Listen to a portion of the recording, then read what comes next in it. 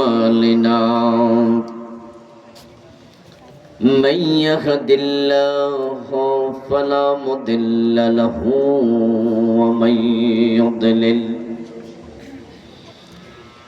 ومن يضلل فلن تجد له وليا مرشدا وأشهد أن لا إله إلا الله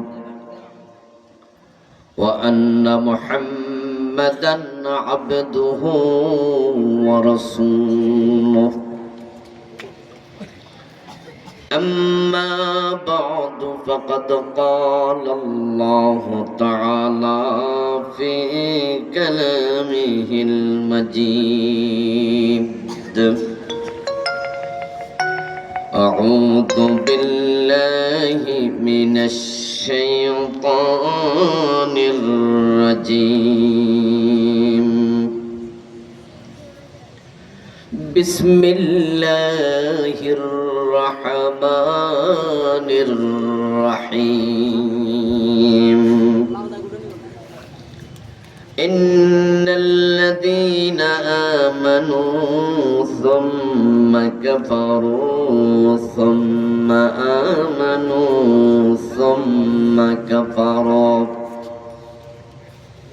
ثم ازدادوا كفرا لم يكن الله ليغفر لهم ولا ليهديهم سبيلا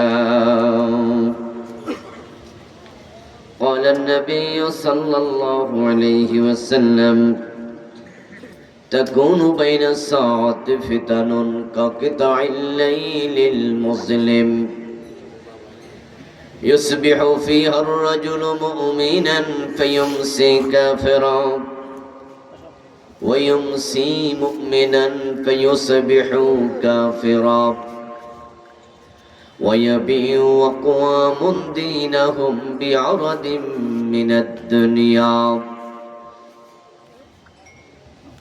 أو كما قال النبي عليه الصلاة والسلام সকলে মেহেরবানি করে দুরূদ শরীফ পড়ুন আল্লাহুম্মা সাল্লি আলা মুহাম্মাদিন ওয়া আলা আলি মুহাম্মাদ কামা সাল্লাইতা আলা ইব্রাহিম ওয়া আলা আলি ইব্রাহিম ইন্নাকা হামিদুম মাজিদ আল্লাহুম্মা বারিক আলা মুহাম্মাদিন ওয়া আলা আলি মুহাম্মাদ কামা বারাকতা আলা ইব্রাহিম وعلى آل إبراهيم إنك حميد مجيد মহানগর দারুস সুন্নাহ মডেল মাদ্রাসা হাফেজ ছাত্রদের পাগড়ি প্রদান উপলক্ষে আয়োজিত আজকের এই চমৎকার দ্বিতীয় বার্ষিক তাফসীরুল কোরআন মাহফিলের মুআজ্জাজ মুকাররম সম্মানিত সভাপতি বীর মুক্তিযোদ্ধা আলহাজ আবুল বাশার ভূঁইয়া সাহেব, আজকের মাহফিলের সম্মানিত আলোচক, প্রধান অতিথি যিনি আমার আগে আলোচনা উপস্থাপন করেছেন, বিশিষ্ট শিক্ষাবিদ মহতারাম ডক্টর মোহাম্মদ হেদায়াতুল্লাহ সাহেব, আলোচনা করেছেন মহতারাম মৌলানা মুফতি শরীফুল ইসলাম সুলতানি সাহেব, মহতারাম মৌলানা শফিকুল ইসলাম সাহেব সহ মঞ্চ উপবিষ্ট সম্মানিত ওলামাই হযরত, মহতারাম জনাব আব্দুল বারেক মেম্বার সাহেব, প্রফেসর শাহ আলম সাহেব, ইঞ্জিনিয়ার সাঈদুর রহমান সাহেব সহ অন্যান্য সম্মানিত অতিথিবৃন্দ, মহতারাম মৌলানা নুরুল আলম সিদ্দিকী অধ্যক্ষ অত্র মাদ্রাসা, মহতারাম মৌলানা মিসবাহুল ইসলাম সাহেব সহ আজকের মাহফিলের সম্মানিত দায়িত্বশীল আয়োজকবৃন্দ, এই মাদ্রাসার পরিচালনা পর্ষদের সম্মানিত চেয়ারম্যান হিসেবে যিনি দায়িত্ব পালন করছেন, সুদূর আমেরিকায় তিনি থাকেন। আমার খুব কাছের মানুষ, পরিচিত মানুষ। আমেরিকায় গেলে যিনি আমাকে সময় দেন, সঙ্গ দেন, এই মাদ্রাসার ব্যাপারেও তিনি একাধিকবার আমার কাছ থেকে আমেরিকাতে পরামর্শ নিয়েছেন, আবেদন জানিয়েছিলেন যেন আমি ওনার মাদ্রাসার মাহফিলে আসি। আল্লাহ তাআলা কবুল করেছেন, এসেছি। মোহতারাম প্রিয় ভাই কামাল হোসেন, আল্লাহ তাআলা ভাইকে সপরিবারে তিনি আমেরিকায় আসেন, নিরাপদে থাকার তৌফিক দিন। ভাইয়ের রুজি রোজগারে, জীবন জীবিকা আল্লাহ বারাকা দান করুন। উপস্থিত ইসলাম প্রিয় তাওহীদি জনতা, পর্দার অন্তরালের সতী সাধবী, সম্মানিতা মা ও বোনেরা, আমার প্রিয় কুমিল্লার ভাইয়েরা, কেমন আছেন আপনারা? মাশাআল্লাহ। অনেক লোক রাস্তায়, প্যান্ডেলে আসলে কিন্তু বসার জায়গা হবে না, ফুল ভরে যাবে। যদিও ভরে গেছে, আরো ভর্তি হয়ে যাবে। আমরা আশা করব তারা চলে আসবেন, বলেন ইনশাআল্লাহ। আল্লাহ তাআলার অগণিত শুকরিয়া, যিনি আমাদেরকে কোরআনের আহ্বানে, কোরআনের এই ময়দানে সমবেত হওয়ার তৌফিক দিলেন, যিনি আমাদেরকে মেহেরবানি করে সুস্থ রাখলেন, কোরআনের কথা বলার মতো, কোরআনের কথা শোনার মতো কোরআনমুখী হৃদয় দিলেন। এই সব নিয়ামতের মালিক কে? তাই আমরা শুরুতে তাকে কৃতজ্ঞতা জানাই, শুকরিয়া জানাই। সবাই মিলে একবার জোরে জোরে কালিমাতু শুকর পড়ি, আলহামদুলিল্লাহ। আমার সাথে পড়ুন, রব্বানা লাকাল হামদ হামদান কাসীরা তাইয়্যিবা মুবারাকান ফি, সুবহানাল্লাহি ওয়া বিহামদিহি আদাদা খালকি ওয়া রিদা নফসি ওয়া জিনাতা আরশি ওয়া মিদাদা কালিমাতিহি। প্রশংসা করলাম কার? প্রশংসার মালিক কে? প্রশংসা করলে লাভ আছে কিনা? লাইন শাকারতুম লাযিদান্নাকুম। আল্লাহ তাআলা বলেন, তোমরা যদি শুকরিয়া করো, কৃতজ্ঞ হও, অবশ্যই আমি আমার নিয়ামত আরো বাড়ায় দেব। আমরা তো প্রতিনিয়তই, প্রতি মুহূর্তে আল্লাহর নিয়ামতের মুখাপেক্ষী, ঠিক নয় কি? এই নিঃশ্বাস, এ বাতাস, এই অক্সিজেন আল্লাহর কত বড় নিয়ামত। পৃথিবী ভরা অক্সিজেন, কিন্তু যদি আপনার ফুসফুস বাতাস নিতে না পারে, তাহলে পৃথিবী ভরা অক্সিজেন থেকে আপনার কোনো লাভ নাই। আমরা 2019-এ করোনা দেখেছি, কোভিড-19, মনে আছে তো? আচ্ছা, ওই করোনা চলাকালে হাসপাতালগুলোতে কত রোগী ভর্তি নেয় নাই, কারণ অক্সিজেন সাপ্লাই নাই। আচ্ছা, পৃথিবীর বাতাসে কি অক্সিজেনের অভাব আছে? তো ওদের অক্সিজেন গেল কোথায়? আপনারা শিক্ষিত মানুষ ভাইয়েরা, পিছনে কিন্তু লোকজন জায়গা হচ্ছে না এখন। আপনারা কি একটু আগাবেন? অন্যদের প্রতি একটু ভালোবাসা দেখাবেন। কোনো লস নাই আপনাদের, অন্যদের উপকার হবে, আপনার কিন্তু কোনো লস হবে না। আর অন্যের উপকার করা, এটাই তো মুসলমানের কাজ। আল্লাহ তো আমাদের বানাইছেন মানুষের সেবা করার জন্য, ঠিক না? একটু আগান না। কিছু ভাই মুলার মতো একবারে শিকড় গাইরে গেছেন নাকি, নড়াচড়া যে করতেছেন না। মাশাআল্লাহ, আগান আগান আগান। আমি রাস্তায় অনেক লোক দেখেছি, সবাই আসলে প্যান্ডেলে জায়গা হওয়ার কথা না, আসবে ইনশাআল্লাহ। এটা জিকির করুন, লা ইলাহা ইল্লাল্লাহ।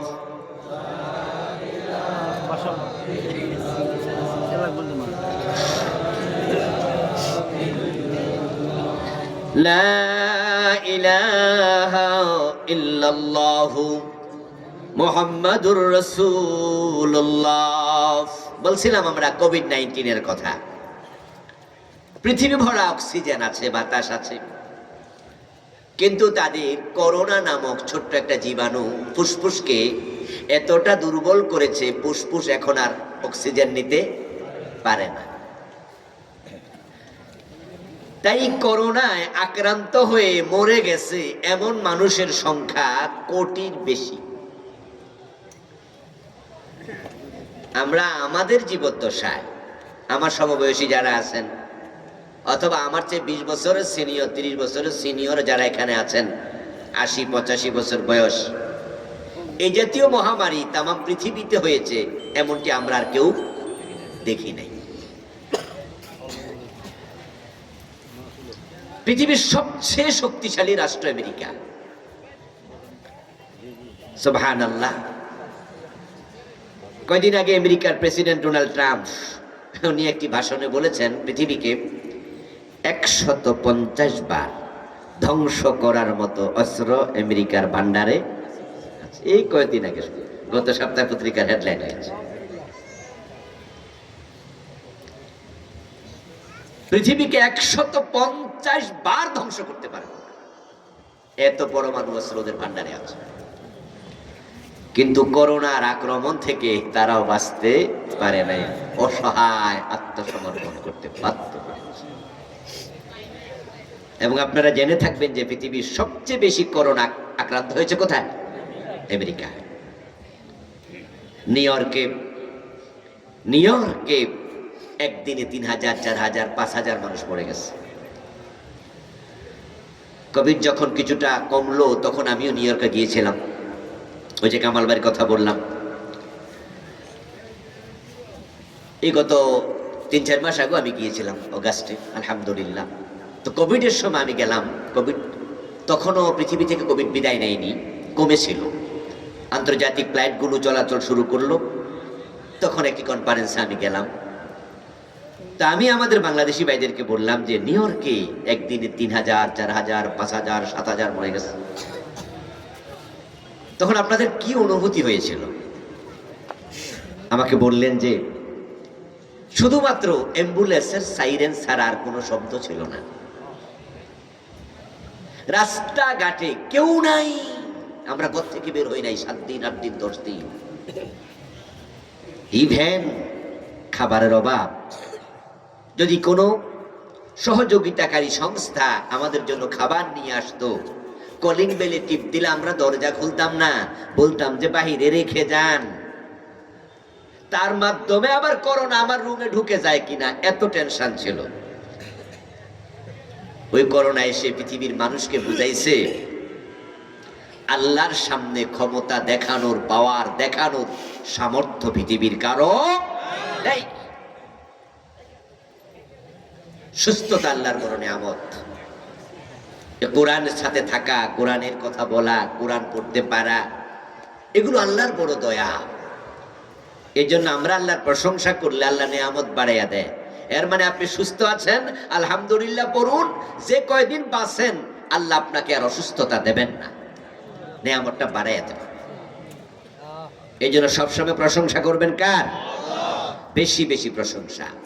খাইরুদ্দোয়া আলহামদুলিল্লাহ, খাইরুদ্দোয়াই আলহামদুলিল্লাহ। আলহামদুলিল্লাহ হলো শ্রেষ্ঠ দোয়া, এর মাধ্যমে আল্লাহকে খুশি করা যায় খুব বেশি। আমরা আল্লাহ তাআলার প্রশংসা শেষে আজকের প্রোগ্রামে আমার যেই তেলাওয়াতকৃত আয়াত, চলুন আমরা সেখানে একটু ফিরে যাই। আমার দিনী ভাইয়ের, আপনাদের সম্মুখে আমি পবিত্র কোরআন মাজিদ থেকে সূরাতুন নিসা এর 137 নম্বর আয়াতে কারিমা তেলাওয়াত করেছি। কোন সূরা? কথা বলুন, এলেম কালাম বাড়িত নিয়েন। কোরআন শরীফে 114টা সূরা আছে। 114টা সূরার নাম কি সবাই জানেন? তো আজকে যদি একটা সূরার নাম মুখস্থ হয় তাহলে তো একটু আগাইলেন। তাহলে আমরা যেই তেলাওয়াত করলাম যে সূরা থেকে, তার নাম কি? সূরাতুন নিসা। নিসা শব্দের অর্থ কি? মহিলাগণ, নারীগণ। আল্লাহ তাআলা কোরআন মাজিদে মহিলা নামে নিসা বলে একটি সূরা নাজিল করে বুঝাইয়া দিলেন আল্লাহর কাছে নারীদের সম্মান অনেক বেশি। পুরুষকে আরবিতে বলা হয় রাজুলুন, রাজুল। পুরুষগণ বলা হয় রিজাল, নারীকে বলা হয় মারআ ইমরাআ, নারীগণকে বলা হয় নিসা। তো আল্লাহ নারীগণকে সম্বোধন করে তাদেরকে হাইলাইটস করে তাদের নামে একটা সূরা নাজিল করছে। কিন্তু সূরাতুর রিজাল নামে কোন সূরা আছে? আলেম ওলামারা কথা বলেন, অন্যরা তো সবাই নাও জানতে পারে। এরকম সূরাতুর রিজাল নামে কোন সূরা আছে?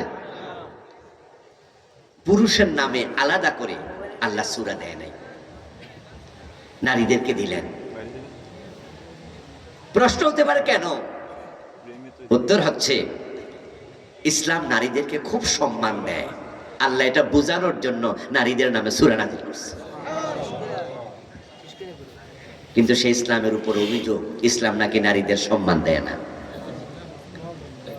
ইসলাম ফোবিয়া ছড়ানো হয়। ইসলাম যদি কখনো ক্ষমতায় আসে মেয়েদের অধিকার থাকবে না। ইসলাম ফোবিয়া ছড়ানো হয়। ইসলাম যদি কখনো ক্ষমতায় আসে মেয়েরা ঘর থেকে বের হতে পারবে না। ইসলাম ক্ষমতায় আসলে মেয়েদের স্বাধীনতা থাকবে না। এই জাতীয় নিকৃষ্ট কথা ইসলামের বিরুদ্ধে এ দেশেরই একদল মুসলমান নামদারি প্রচার করছে, যারা ইসলামকে নারীদের মুখোমুখি দাঁড় করাতে চায়, বিপরীতে দাঁড় করাতে চায়। অথচ আল্লাহ তাআলা সূরাতুন নিসা নামে সূরা নাজিল করে তিনি নারীদেরকে হাইলাইটস করলেন, সম্মানিত করলেন। আর নবীজি সাল্লাল্লাহু আলাইহি ওয়াসাল্লাম তো ঘোষণাই দিলেন। সাহাবী প্রশ্ন করল, আমার সবচেয়ে ভালো আচরণ পাবার অধিকার কার? নবীজি বললেন, তোমার মার। সাহাবী আবার বললেন, তারপরে কে? নবীজি বললেন, তোমার মা। সাহাবী আবার জিজ্ঞাসা করলেন, তারপরে কে? নবীজি আবারও বললেন, তোমার মা। কয়বার বললেন? মা কি পুরুষ না নারী? সাহাবী প্রশ্ন করেন, সুম্মা মান? তারপরে কে? নবীজি সাল্লাল্লাহু আলাইহি ওয়াসাল্লাম 4 নম্বরে বললেন, তোমার বাবা। মাকে ইসলাম বাবার উপরে 3 বার প্রাধান্য দিল। আল্লাহ নেসা নামে সূরা নাজিল করলো, নবীজি মায়ের কথা 3 বার বলল। আরে জালেম গুলো বলে ইসলাম নাকি নারীদের সম্মান দেয় না।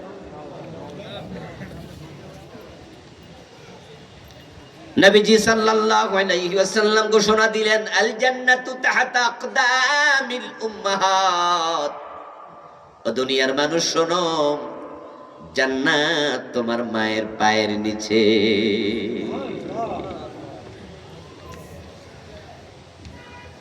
মা নারী না?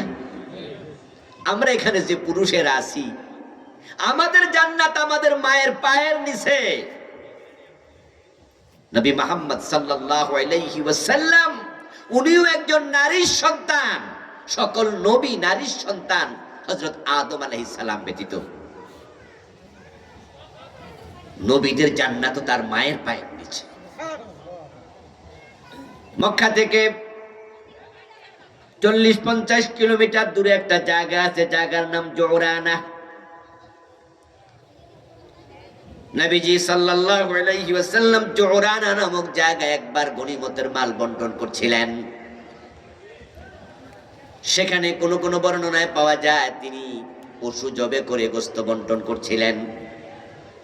যুদ্ধ থেকে ফেরার পথে গনিমতের মাল বন্টন করছেন। এই অবস্থায় একজন মহিলা প্রিয় নবী সাল্লাল্লাহু আলাইহি ওয়াসাল্লামের কাছে হেঁটে হেঁটে আসছে। কাছে আসার পর রাসূল সাল্লাল্লাহু আলাইহি ওয়াসাল্লাম নিজের গায়ের চাদরটা মাটির মাঝে বিছায়া ওই মহিলাকে ইস্তেকবাল জানায়া বলে, আপনি এখানে বসেন। নবীজির গায়ের চাদরের মাঝে মহিলা বসে পড়ল।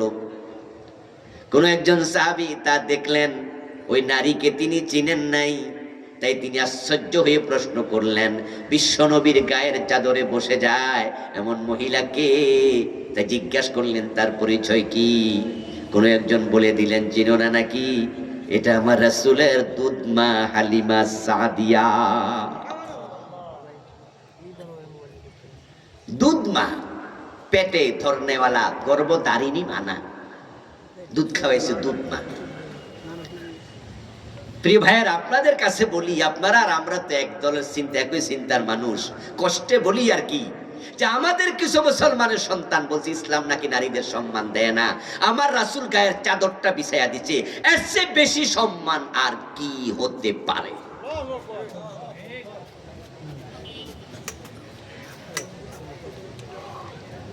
আলহামদুলিল্লাহ, খুশির খবর হলো যারা ইসলামের বিরুদ্ধে এই কথাগুলো প্রচার করেছে, ইসলাম ফোবিয়া,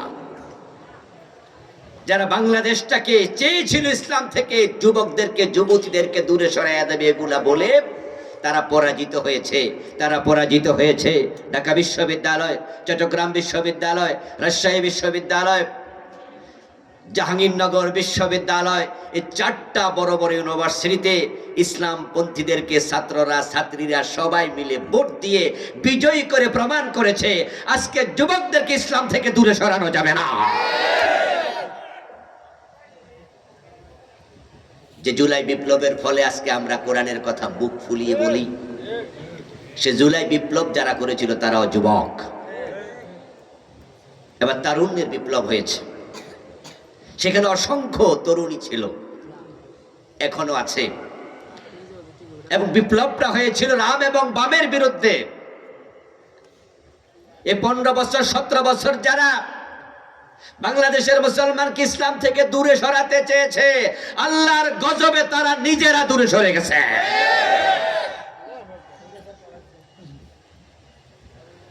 সূরা নিসা আয়াত নাম্বার 137। আসুন আমরা মূল আয়াতে ফিরে যাই। প্রসঙ্গত নারীদের সম্মান নিয়ে কিছু কথা বললাম।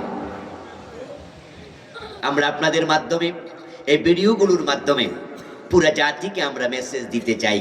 যারা এই ভিডিও শুনবে, মুসলিম হোক অমুসলিম হোক, নারী হোক আর পুরুষ হোক, সবার কাছে আমরা দৃঢ়তার সাথে জানাতে চাই, ইসলাম নারীদেরকে যা সম্মান দিয়েছে এমন সম্মান কোন ধর্ম দেয় নাই।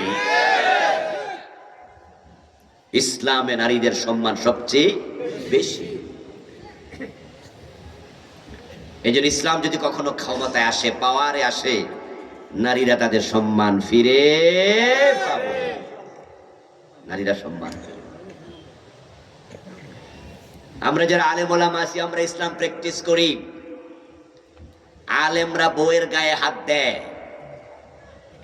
আলেমরা বউকে গালিগালাজ করে, এমন 100 জন আলেমের খবর নেন, 2 জনও পাবেন না। আমাদের ঘরে স্ত্রী আছে, আমাদের স্ত্রী আছে, আমরা আমাদের স্ত্রীদেরকে তাদের প্রাপ্য হক দেই, তাদের অধিকার দেই। আল্লাহকে সাক্ষী রেখে তাদেরকে ঘরে এনেছি, তাদেরকে আমরা তাদের প্রাপ্য সম্মানটুকু দেওয়ার চেষ্টা করি। গায়ে হাত দেয়া দূরের কথা, তাদের সাথে আমরা কটু কথাটাও বলি না, এটা আমরা জায়েজ মনে করি না। ইসলাম যদি ক্ষমতায় কখনো আসে, এদেশের প্রতিটি বিশ্ববিদ্যালয়, প্রতিটি গার্মেন্টস ফ্যাক্টরি, প্রতিটি শপিং মল, প্রতিটা ক্ষেত্রে নারীরা হবে সবচেয়ে বেশি নিরাপদ। তাদের ইজ্জতে হাত দেওয়ার সাহস কেউ দেখাবে না। ইসলামের যে বিধান, সে তো চমৎকার বিধান। জেনা করলে 100 বেত লাগাও। নারী পুরুষ যদি বিবাহিত হয়, পাথর মেরে হত্যা করো। আর ধর্ষণ তো আরো বড় জঘন্য অপরাধ।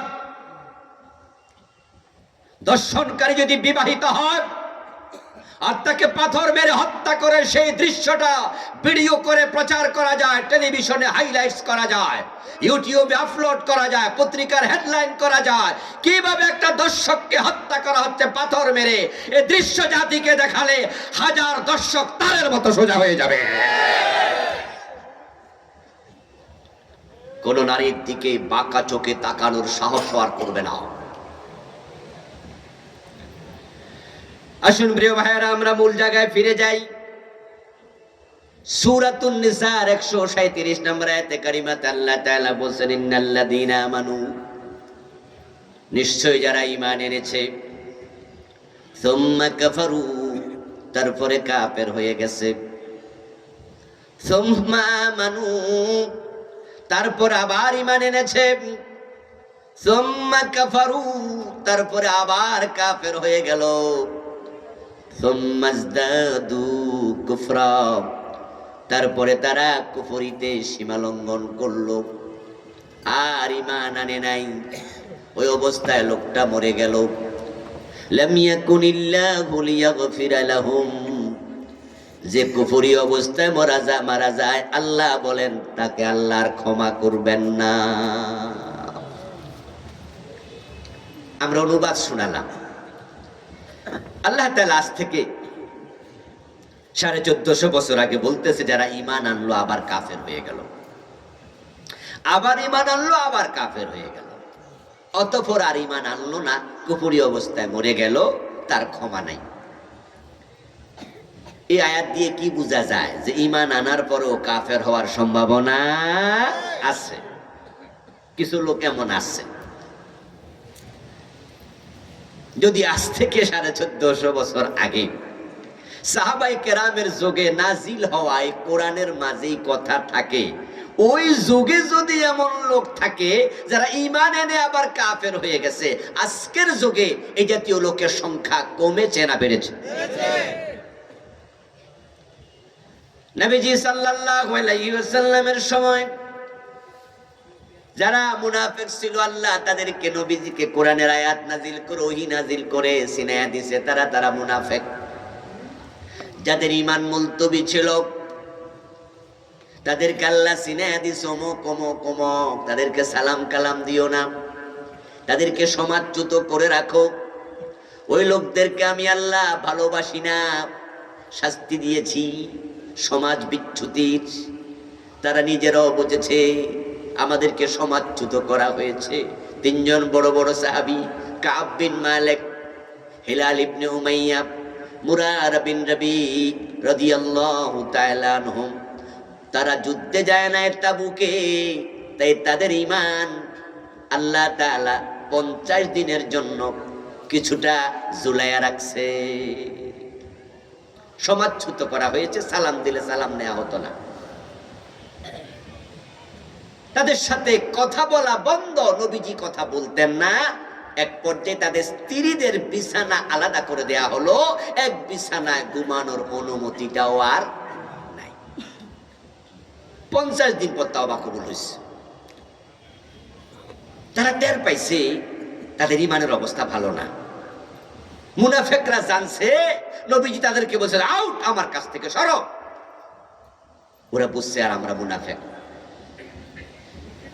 কিন্তু আজকের যুগে যদি কেউ মুনাফিক হয়, কেউ কাফের হয়, কারো ঈমান চলে যায়, ওহী নাজিল হবে? খুব জটিল, খুব জটিল। আমরা আছি এমন একটা সময়ে, যে সময় ঈমান কার আছে কার নাই এটা বুঝাও খুব টাফ।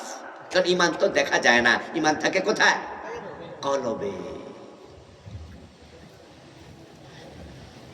আল্লাহ বলছেন তারা ঈমান আনলো আবার কাফের হলো, আবার ঈমান আনলো আবার কাফের হলো। এখন প্রশ্ন হলো, ঈমানদার কাফের হয় কেমনে? এরপরে আল্লাহ আবার বলে, লাম ইয়াকুনিল্লাহু লিয়াগফিরা লাহুম, কাফের হয়ে গেলে আর ক্ষমা নাই। ক্ষমা নাই মানে যার ক্ষমা নাই তার কপালে জান্নাতও নাই। যদি আমরা বুঝতে পারতাম যে আমার ঈমানটা চলে গেছে, তাহলে বুঝার কারণে হতো আমি তাওবা করে আবার ঈমান আনার সুযোগ ছিল, কিন্তু বুঝতেই তো পারেন নাই। এখন কি উপায়? ডাক্তারের কাছে গেছে, পরীক্ষা নিরীক্ষা করে ডাক্তার দেখে ক্যান্সার। এখন ডাক্তার জানাইলো রোগীর ক্যান্সার। তখন রোগীর অভিভাবকরা বলে, স্যার কি করব, এখন কি করা যায়? ডাক্তার বলতেছে, হায় রে, একবারে তো সিরিয়াস অবস্থা, প্রথম স্টেজে ধরা পড়লে তো আমরা কেমো টেমো দিয়া কোন রকম ভালো করে ফেলতাম, কিন্তু এখন তার ক্যান্সারের অবস্থা এমন পুরা দেহে ছড়াইয়া গেছে, কেমো দিয়েও থামানো যাবে না। এখন রোগীর অভিভাবকরা কয়, তাহলে কি করতাম? কয়, কিছু করার নাই, ওষুধ পাতি দিছি, খাওয়ান যে কয়দিন। প্রথম স্টেজে ধরা পড়লে তাও কোন রকমে চলে, কিন্তু স্টেজ তো এখন প্রথমটা নাই। কোন কারণে ঈমান যায়, কেমনে ঈমান যায়, মুমিন আবার কেমনে কাফের হয়? যদি আপনি বুঝতে পারেন তাহলে এখন আপনি তাওবা করতে পারবেন, কিন্তু আজরাইল আসার পরে বুঝার কোনো লাভ নাই। নবীজি সাল্লাল্লাহু আলাইহি ওয়াসাল্লামের হাতে হাত রেখে কালেমা পড়ার পরও মুরতাদ হয়েছে, বেঈমান হয়েছে এমন কিছু লোক ছিল। তার মাঝে একজন বিখ্যাত, তার নাম ইবনু খাতাল। সে মুরতাদ হলো, মুরতাদ অবস্থায় মরে গেল। আরেকজনের নাম ছিল আব্দুল্লাহ ইবনে সারাহ, আবি সারাহ, আব্দুল্লাহ ইবনে আবি সারাহ। তিনি নবীজির সময় কালেমা নিছে, পরে মুরতাদ হয়ে গেছে, কিন্তু কিছুদিন পর আবার তাওবা করে কালেমা পড়ছে, নবীজি তাকে ক্ষমা করে দিছে। আব্দুল্লাহ ইবনে আবি সারাহ রাদিয়াল্লাহু তাআলা আনহু তিনি কুফরি করে ফেললেন, পরে আবার তাওবা করে কালেমা পড়লেন। নবীজি বললেন, ঠিক আছে, কালেমা যেহেতু পড়ছো যাও মাফ। ঈমানের উপরে পরে অটল ছিলেন, অবিচল ছিলেন। ওসমান যখন খলিফাতুল মুসলিমিন, তখন উনাকে মিশরের শাসনকর্তা, গভর্নর বানাইছেন। কিন্তু ইবনু খাতালের কি খবর? নবীজি সাল্লাল্লাহু আলাইহি ওয়াসাল্লাম যখন হিজরত করে মদিনায় গেলেন, ইবনু খাতাল মুমিন হলো এবং হিজরত করে মদিনায় গেল। মুহাজির সাহাবী, মুহাজিরদের সম্মান আনসারদের চেয়েও বেশি, কারণ তাদের ত্যাগ বেশি। তারা ঘর ছেড়েছে, বাড়ি ছেড়েছে, স্ত্রী ছেড়েছে, স্বামী ছেড়েছে, সন্তান ছেড়েছে, সব ছেড়ে একা একা একা পরেও হিজরত করেছে, এমন সাহাবীও আছে।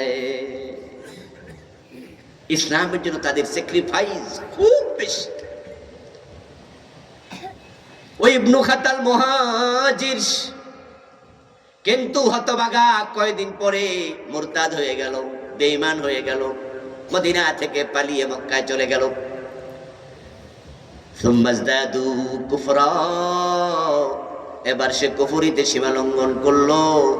মক্কায় পলাইয়া যায়া নিজে রাতের বেলায় দিনের বেলায় বসে বসে কবিতা লিখতো নবীজির বিরুদ্ধে, এবং বাজারে বাজারে হেঁটে কবিতা পড়ে পড়ে রাসূলের বদনাম করত।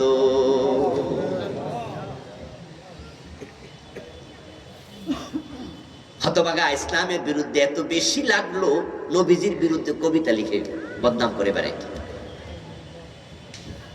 ইতিমধ্যে মক্কা বিজয় হয়ে গেল। যখন মক্কা বিজয় হয়ে গেল, প্রিয় নবীজি সাল্লাল্লাহু আলাইহি ওয়াসাল্লাম সেদিন ঘোষণা করে দিলেন, লা তাসরিবা আলাইকুমুল ইয়াউম ওয়া আনতুমুত তুলাকা ইল্লা ফুলানান ওয়া ফুলানান ওয়া ফুলানা। নবীজি বললেন যে আজকে সবাইকে ক্ষমা করে দিলাম, কোনো প্রতিশোধ নেব না, তোমরা সবাই মুক্ত, তবে অমুক অমুক অমুক এ কয়জনের ক্ষমা, যারা সীমা লঙ্ঘন করছে তাদের ক্ষমা করেননি রাসূল। তার মাঝে ইবনু খাতালের নামটা ছিল, ইকরামা ইবনে আবু জাহেলের নাম ছিল, আরো কিছু লোক ছিল। আবু জাহেলের ছেলের নাম কি? ইকরামা রাদিয়াল্লাহু তাআলা আনহু, তিনি কিন্তু পরে সাহাবী হয়েছে। নবীজি যে কয়জনের নাম ক্ষমার বাহিরে রেখেছেন, ইকরামার নাম ছিল। এই কথা যখন ইকরামার কানে গেল, ইকরামা তখনই পালিয়ে গেল। তখন যদি তাকে খুঁজে পাওয়া যেত, হত্যা করা হতো। পরবর্তীতে তিনি তাওবা করেন, ঈমান গ্রহণ করেন, নবীজি ক্ষমা করে দিয়েছেন। ইবনু খাতাল তাওবা করলো না, কালেমা পড়লো না। এই দুষ্টের কানে খবর গেল, নবীজি বলছেন, ইল্লা ফুলানান ওয়া ফুলানান ওয়া ফুলানা হাইসু ওয়াজাদতুমুহুম ফাকতুলুহুম, ওদেরকে যেখানে পাও সেখানে হত্যা করো। এই কথা শুনে ইবনু খাতাল ঘর থেকে বেরিয়ে গেল, এক দৌড়ে কাবার সামনে চলে গেল। কারণ সে তো আগে মুসলমান ছিল, সে জানে কোরআনের মাঝে আছে, মান দাখালাহু কানা আমিনান, যে হারামের সীমায় প্রবেশ করে সে নিরাপদ। হারামের সীমানাতে মারামারি করা জায়েজ নেই। তাই সে ভাবছে, আমার হত্যা করবা, আমি একবারে কাবার ভিতরে বসে থাকবো, ঢুকা কেমনে মারবা দেখি, যদি মারো তাহলে কোরআনের উল্টা হয়ে যাবে। ইবনু খাতাল কাবার গিলাফ ধরে বসে থাকলো। লোকজন ইবনু খাতালকে কাবার গিলাফের সাথে দেখে নবীজি সাল্লাল্লাহু আলাইহি ওয়াসাল্লামের কাছে এসে বলল, ইয়া রাসূলুল্লাহ, আপনি তো বলছেন যেখানে পাও সেখানে হত্যা করো, কিন্তু সে তো কাবার দেয়ালের সাথে, সেখানে মারামারি কেমনে করি? নবীজি সাল্লাল্লাহু আলাইহি ওয়াসাল্লাম তখন বললেন, আজকের একদিনের জন্য আল্লাহ কাবার হুরমত তুলে নিছে। আল্লাহর কাবা কোন অপরাধীকে আজকে আশ্রয় দেবে না। আল্লাহ অনুমতি দিছে তাকে সেখানেই হত্যা করো। ইবনু খাতালকে কাবার গিলাফের সাথে হত্যা করা হলো। নবীজির সময় যদি মানুষ ঈমান হারা হয়, মুরতাদ হয়, এখন আমাদের ঈমান হারা হওয়ার সম্ভাবনা নাই? বিপদ। এখনকার যে যুগ চলছে, এই যুগে তো মানুষ কথায় কথায় বেঈমান হয়। আল্লাহর নবী ব্যতীত কারো ঈমান নিরাপদ নয়। সব মানুষের কাছে শয়তান কুপকাত হতে পারে, কিন্তু নবীদেরকে শয়তান থেকে হেফাজত করে কে? এজন্য বলা হয় নবীগণ মাসুম। কি বলা হয়? নবীগণ মাসুম, নবীগণ নিষ্পাপ, নবীগণ মাসুম। এই যে আমি আপনাদের কাছে বললাম, এটা তো আমার অন্তরের কথা, আমার কলিজার কথা। আমরা বিশ্বাস করি নবীগণ মাসুম, এটাই আমি আপনাদের শোনালাম। কিন্তু এই দেশের কিছু জালেম আছে, এ টুপি মাথা দিয়া, পাগড়ি মাথায় দিয়া, ওরা বলে আমরা নাকি নবীদেরকে মাসুম মানি না। আমাদের উপর তাদের আরোপিত অপরাধ, এই অভিযোগ, এই তহমত, এই বিচার আমরা আল্লাহর কাছে চাইবো ইনশাআল্লাহ। এই মিথ্যা কথা বলে বলে আলেমদের মাঝে বিভক্তি তৈরি করছে। যে ইসলামী আন্দোলনটা বাংলাদেশে এখন সবার চেয়ে বেশি এগিয়ে আছে, ইসলামী দলগুলোর মাঝে যেই দলটা সবার চেয়ে বেশি এগিয়ে আছে, ওই দলের সাথে যদি অন্য ইসলামী ছোট ছোট দলগুলো এক হয়ে যেত, ইসলামী দলগুলো এক হলে আমরা আশাবাদী আগামীর সংসদটা কোরআনের সংসদ হয়ে যাবে। কিন্তু ইসলামী এই দলগুলোর মাঝে বিভাজন তৈরি করছে। এই জাতীয় কথা বলে যে না না, ওদের সাথে এক হওয়া যাবে না, ওরা নবীদেরকে মাসুম মানে না। ওদের দাবি সম্পূর্ণ মিথ্যা, ওদের এই কথা সম্পূর্ণ মিথ্যা। নবীদেরকে আমরা মাসুম মনে করি। তাদেরকে হেফাজত করে কে? আল্লাহ। এজন্য কোন নবী ঈমান থেকে বিচ্যুত হন নাই, তারা ঈমানের উপরে ছিলেন। ইভেন তারা ইচ্ছা করে কবিরা গুনাহ করেন নাই। কোন গুনার কাছাকাছি হলে আল্লাহ নিজে ওদেরকে হেফাজত।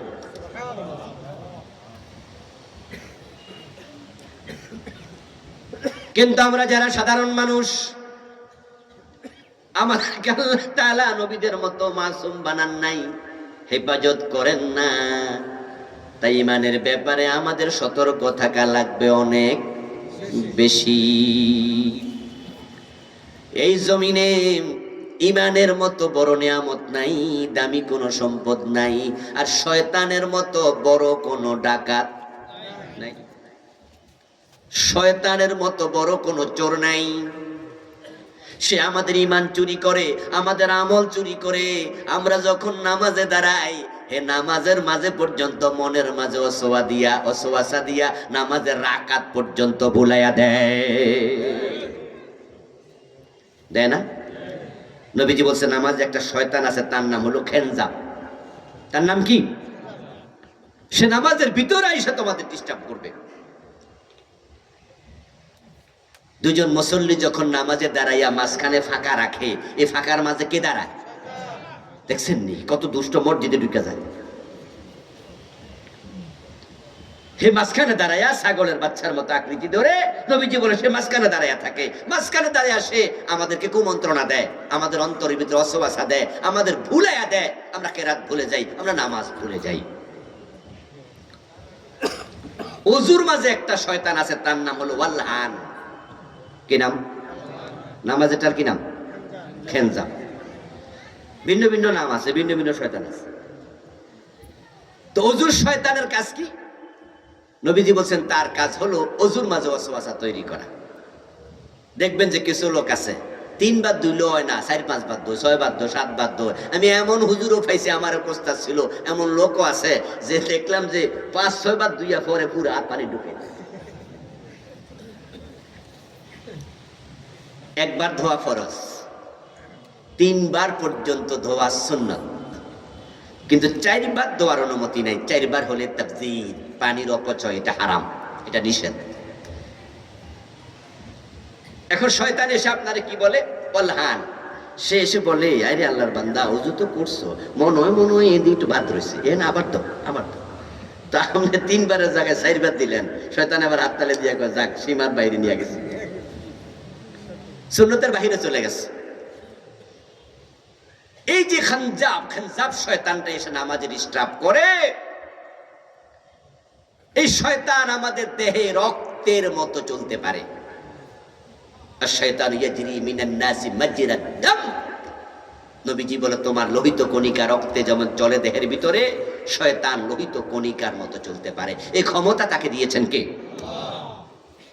তাই সে আমাদের কলবের পাশে এসে বসে থাকে। আশ-শাইতানু জাযিমুন আলা কলবি বনি আদম। নবীজি বলেন, শয়তান বনি আদমের কলবের পাশে ঘাপটি মেরে বসে থাকে। এখন কলবের কাছে কেন বসে? কারণ ঈমান থাকে কলবে। যার বাড়িতে সম্পদ নাই তার বাড়িতে চোর যায়?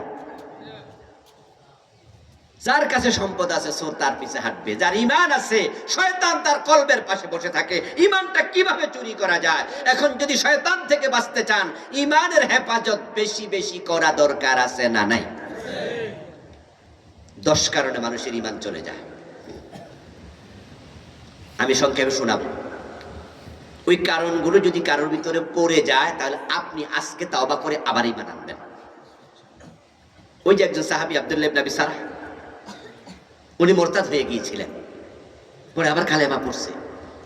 পড়ার পর আল্লাহ ক্ষমা করছে কিনা? কথা বলে না কেন ভাইরা? ক্ষমা করছে। শেষ পর্যন্ত বড় পুরস্কার ওসমানের সময় গভর্নর মিশরের। কিন্তু ইবনু খাতাল তওবা করে নাই, এজন্য কি কল্লা কাটে। নবীজি সাল্লাল্লাহু আলাইহি ওয়াসাল্লাম বলেন, তাকুনু বাইনাস সাআতি ফিতানুন কাকিতাইল লাইলিল মুসলিম। কিয়ামত যখন আগাবে, সূর্য ডুবে গেলে যেমন আধার দিয়ে আসে, কিয়ামতের আগে দুনিয়ার বিভিন্ন জায়গা থেকে ফিতনা বের হবে। ইউসবিহু ফিহা আর-রাজুলু মুমিনান ফায়ুমসি কাফিরা। ওই ফিতনার জামানায় মানুষগুলো সকাল বেলায় মুমিন থাকবে, সন্ধ্যা বেলায় কাফের হয়ে যাবে।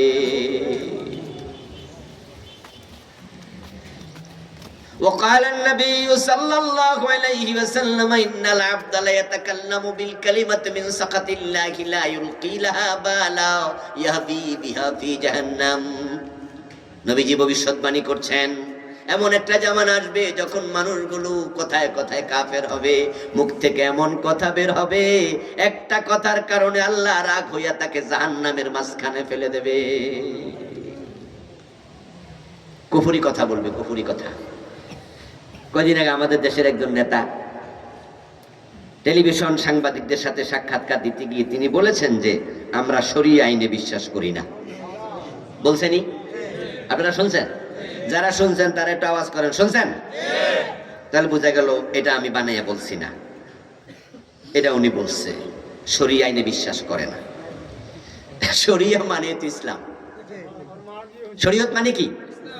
শরীয়ত মানে হচ্ছে আমাদের ইসলাম। আমাদের বিয়েতে ইজাব কবুল লাগবে, বিয়েতে সাক্ষী লাগবে, মোহর লাগবে। শরীয়ত মানে 5 ওয়াক্ত নামাজ লাগবে। শরীয়ত মানে রোজা লাগবে। শরীয়ত মানে চোর ধরে হাত কাটা লাগে। শরীয়ত মানে মদ খাইলে 80 বেত দেয়া লাগে, ঠিক কি না? এখন যদি আপনি বলেন যে আমি এগুলো মানি না, ঈমান থাকবে তো? কিন্তু এই কথা কইলে যে ঈমান যায়, এটা কি সবাই বোঝে? বুঝতেও চায় না। কইলে কব হুজুররা রাজনীতি করে, হুজুররা মানুষের বদনাম করে। মুসলমান খুব সাবধান। শয়তান কিন্তু কলবের পাশে বসে আছে, চান্স পাইলে ঈমানটা লইয়া দৌড় মারবে। আল্লাহর নবী ছাড়া কারো ঈমান নিরাপত্তা নাই, কারো ঈমানের গ্যারান্টি নাই। যে কোনো টাইমে পেছে পড়ার সম্ভাবনা আছে। কোরআনে আল্লাহ তাআলা একজন ব্যক্তির কথা বলছে, ওই ব্যক্তির নাম ছিল বালআন, বা লাম আইন মিম। তার বাবার নাম ছিল বাউর, কেউ কেউ বলছে তার মায়ের নাম ছিল বাউরা। এই হিসাবে তাকে বালআম ইবনে বাউর অথবা বালআম ইবনে বাউরা বলা হয়। সে এত বড় আল্লাহর ওলি ছিল যে তাফসীরে পাওয়া যায় সে আল্লাহর কাছে দোয়া করতে দেরি, কবুল হতে দেরি হতো না। তার যোগে বৃষ্টি হতো না, 2 মাস 6 মাস খরা হয়, বৃষ্টি হয় না, এমন ঘটনা কি বাংলাদেশে হয় নাই? এবারে না একটু বৃষ্টি বেশি হয়েছে, কিন্তু এর আগে তো এমনও ছিল যে 4 মাস 5 মাসে বৃষ্টি হয় না। এবং আমাদের উত্তরবঙ্গে বৃষ্টি না হইলে ব্যাঙ আর ব্যাঙ্গাসির বিয়া দেয় হিন্দুরা, ব্যাঙের বিয়ে দিলে নাকি বৃষ্টি হয়। বৃষ্টি না হলে গানের আয়োজন করত, ছাতা দিয়া উপরে পানি ফেলাইয়া কাদা মাদা কইরা ধাক্কা ধাক্কি করে ঠেলাঠেলি করে খেলতো এবং বিভিন্ন রকমের শ্লোকে বৃষ্টি প্রার্থনা করত। আমাদের দেশে কত কবিতায় বৃষ্টি ঝেপে দান দেব, মানে বৃষ্টি চাওয়ার জন্য কত রকমের কবিতা, কত কাব্য, কত পুঁথি, কত সিস্টেম। কিন্তু বালআম যখন জীবিত ছিলেন এত কষ্ট লাগতো না, উনার কাছে লোকেরা গিয়ে শুধু বলতো আমাদের বৃষ্টি দরকার, একটু দোয়া করেন। হাত নামানোর আগে বৃষ্টি শুরু হয়ে যেত। অনেক বড় ওলি ছিলেন। আল্লাহ বলেন ওয়াতলু আলাইহিম নাবাল্লাযী আতাইনাহু আয়াতিনা। ও প্রিয় নবী, আপনি তাদের কাছে আমার সে বান্দার আলোচনা করুন, তেলাওয়াত করুন, শুনান, যাকে আমি অনেকগুলো কারামত দিয়েছি। শুধু দোয়া কবুল হওয়া না, আরো কত কারামত আমি দিছি। এবার আল্লাহ বলেন ফাসালাখা মিনহা, তবে বালআম তার কারামতের উপরে থাকতে পারে না, এসে পিছল খায়া পড়ে গেছে।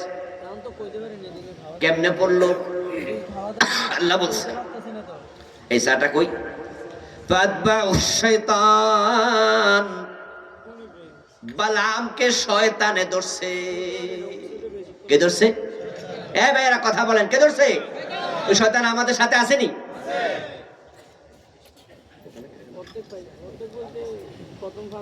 শয়তানে ধরছে। তাহলে বোঝা গেল আল্লাহর ওলিও শয়তানে ধরতে পারে। আমরা তো মনে করি যে না, ওরে বাবা ওনার মতো হুজুর, ওনার কোনো ভুল হয় না। এই জন্য ভণ্ড পীরদের মুরিদদের কাছে আমরা এগুলো বললে ওরা মানতে চায় না। আমরা বলি আরে ভাই আপনার পীরের কাছে বউ নিয়ে যান, বউ পর্দা করে না, আপনার পীরের সামনে বউ নেন, এই কেমন ফির? বলে এই মিয়া তোমার চোখ আর আমার হিসাবে চোখ।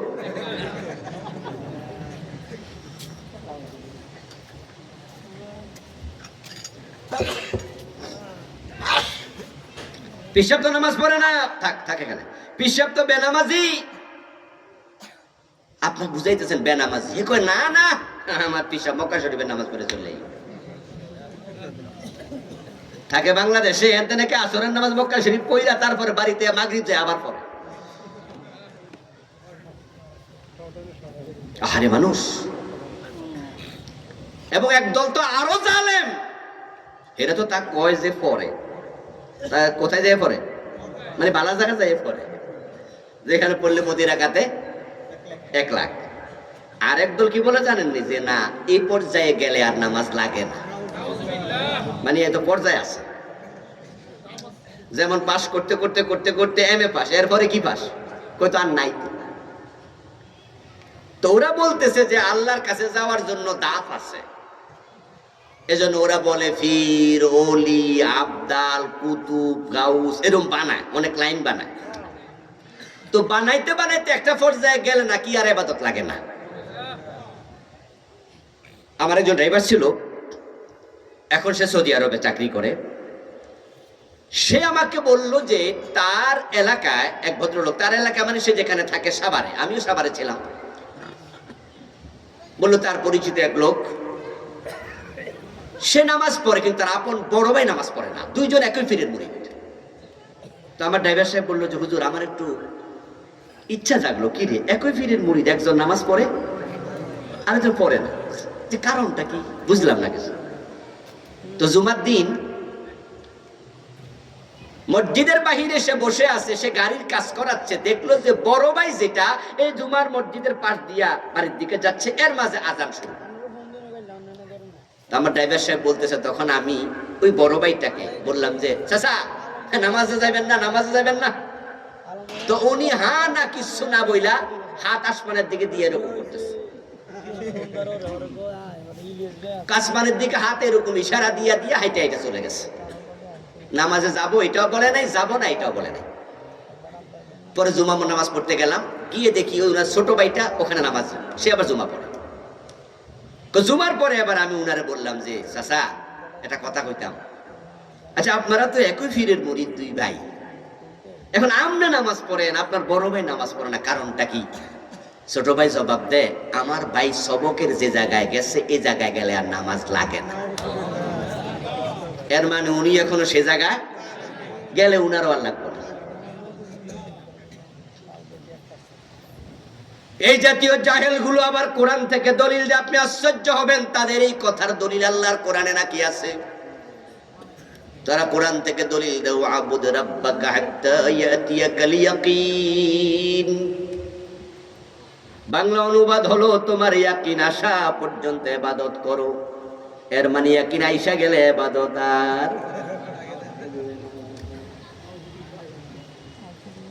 ওয়াবুদ রাব্বাকা, রবের ইবাদত করো তোমার, হাত্তা ইয়াতিয়াকাল ইয়াকিন, ইয়াকিন আসা পর্যন্ত। তো কইতাছে আমার বড় ভাই অলরেডি ইয়াকিন।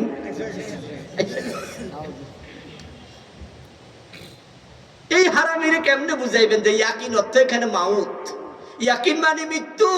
একই শব্দ ভিন্ন ভিন্ন অর্থে আসে, এমন বাংলা ভাষায় আছে না নাই? হে বুঝছে ইয়াকিন মানে বিশ্বাস। তো বিশ্বাস যেহেতু আইসা গেছে আর ইবাদত, যে নবীজি কি মরার আগে নামাজ পড়ে নাই, তাহলে বুঝা গেল উনার ইয়াকিন এখনো।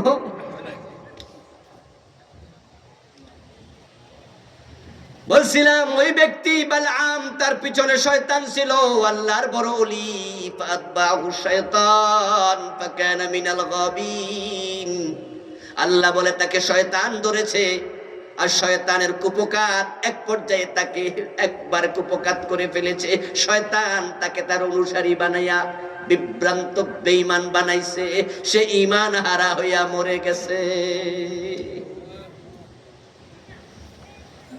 তো বালআম যদি কোরআনে বর্ণিত আয়াত নিদর্শনওয়ালা কারামতওয়ালা ওলি হইয়া ঈমান হারাতে পারে, তার ঈমান বিভ্রান্ত হয়, সে বিভ্রান্ত হয়ে ঈমান হারায়, আমাদেরও সম্ভাবনা আছে। এই জন্য আমরা সব সময় দোয়া করি, ইহদিনাস সিরাতাল, আল্লাহ আমাকে হেদায়েতের উপরে রাখো, আমাকে হেদায়েতটা দিও। প্রিয় ভাইরা, নবীজি সাল্লাল্লাহু আলাইহি ওয়াসাল্লাম নিজে দোয়া করতেন, আল্লাহুম্মা ইন্নী আউযু বিকা মিনাল কুফরি ওয়াশ শিরকি ওয়ান নিফাকি ওয়াসুইল আখলাকি। নবীজি দোয়া শিখাইছে, আল্লাহ তুমি আমারে কুফরি থেকে বাঁচাও, আমাকে নেফাক থেকে বাঁচাও, আমাকে বদ চরিত্র থেকে বাঁচাও, আমাকে তুমি সন্দেহ থেকে বাঁচাও। মিনাশ শাক্কি ওয়াশ শিকাক ওয়াল কুফরি ওয়ান নিফাক ওয়াসুইল আখলাক। প্রিয় ভাইরা, কিয়ামতের আগে মানুষ চরম বিভ্রান্তিতে পড়বে, বিভ্রান্তিতে পড়ে মানুষ ঈমান হারাতে থাকবে। ঈমান হারাতে হারাতে এমন একটা সময় মানুষের কাছে আসবে, আসমানের নিচে জমিনের উপরে মানুষ থাকবে কোটি কোটি, কিন্তু ঈমানদার আর একজনও থাকবে না। আর আল্লাহ তাআলা জমিনের দিকে তাকায়া যেদিন দেখবেন জমিনে ঈমানদার কেউ নাই, তখন আসমান এবং জমিন তিনি আর রাখবেন না, একটা আছাড় মেরে শেষ করে দেবেন। এটার নাম কিয়ামত। নবীজি বলেছেন, লা তাকুমুস সাআতু ওয়ালা আহাদিন ইয়াকুল আল্লাহ আল্লাহ। যে পর্যন্ত আল্লাহ বলার মতো একজন মুমিন থাকবে, লা তাকুমুস সাআতু, কিয়ামত হবে না। ওর কারণে জমিন থাকবে। তাহলে কিয়ামতের আগে আস্তে আস্তে করে মুমিন বাড়বে না কমবে? কথা বলেন না, বলেন না। সকালবেলা মুমিন থাকবে, বিকেল বেলা কাফের হয়ে যাবে। কিন্তু মানুষগুলো অনেকে বুঝবেই না তারা যে কাফের, যেমন কাদিয়ানীরা বোঝে না। আপনারা জবাব দেন তো, কাদিয়ানীদের ঈমান আছে না গেছে? কিন্তু তারা কি নামাজ পড়ে না? তো তারা কি মনে করে? তারা মনে করে ঈমান ঠিকই। যারা পীরের পায়ে সেজদা দেয়, এমন কিছু লোক বাংলাদেশে আসেনি? আমাদের কুমিল্লা আসেনি? হ্যাঁ, আমাদের এই যে আপনার এখান দিয়া ক্যান্টনমেন্টের পাশেও তো এখানে আছে, কুমিল্লা শহরের দিকে যাওয়ার সময় একদল লোক আছে কালা টুপি মাথা দিয়ে দিয়ে আড়ে, ওগুলো পীরের পায়ে সেজদা দেয়, সরাসরি মাজারে সেজদা দেয়, মেজবান্ডারে সেজদা দেয়, দেওয়ানবাগে সেজদা দেয়। ৮ রশি দরবার শরীফে আমি গিয়েছিলাম বছর 2 আগে, এই চোখ সাক্ষী, আমি দেখেছি 2 জন কবরে সেজদা পড়ে আছে, 2 জন মানুষ। আপনাদের কাছে আমার প্রশ্ন, যারা কবরে সেজদা দেয় তারা কি মোমেন না মুশরিক? কিন্তু তারা কি নামাজ পড়ে না? অর্থাৎ তারা যে মুশরিক তারা বুঝেই না। কাদিয়ানি যে কাফের এটা কাদিয়ানি বুঝেই না, বুঝতে চায়ও না। বরং আমরা যখন বলি সেজদার মালিক আল্লাহ, আল্লাহকে ছাড়া কাউকে সেজদা দিও না, এটা শিরিক, এটা হারাম, তখন তারা কয় শরীয়তের মৌলবীরা তো বোঝে না, শরীয়তে সেজদা দেয়া জায়েজ নাই, আল্লাহ ছাড়া কাউকে মারেফতে জায়েজ আছে। এজন্য ওনারা রাস্তা বানাইছে 4টা, শরীয়ত, তরিকত, মারেফত, হাকিকত। সেটা নাকি শরীয়ত, মারেফত, তরিকত, হাকিকত, 4 রাস্তা বানাইছে। এক রাস্তা ঢুকে যাবো বেহেশতে, এই রাস্তা বন্ধ, এই রাস্তা ঢুকে যাবো। দোস্ত, ইসলামে আলাদাভাবে শরীয়ত, মারেফত, তরিকত, হাকিকত আলাদা কোন রাস্তা আছে? এটা আমরা কোরআন হাদিসে পাই নাই, এগুলো কেউ বানাইছে। এখন কথা যদি হয় তাই শরীয়ত থেকে বের হবে ওগুলো, আমাদের আপত্তি থাকবে না, কারণ দুধ জাল দিলে ছানা হয়, ছানা জাল দিলে ঘিও হয়, ঠিক কি না? যদি এটা হয় তাহলে আমরা বলবো ঠিক আছে। মারেফত মানে আল্লাহর দর্শন, আল্লাহ তাআলার ব্যাপারে জানা, তরিকত মানে রাস্তা চেনা, হাকিকত মানে গুরুত্ব বুঝা। তবে সবটা শরীয়ত থেকে হবে। দুধ থেকে সর হয়, সর থেকে ছানা হয়, ছানা থেকে ঘি হয়, কিন্তু দুধ যদি না থাকে কোনোটাই পাওয়া যাবে না। যার কাছে শরীয়ত নাই তার কাছে মারেফত থাকে না।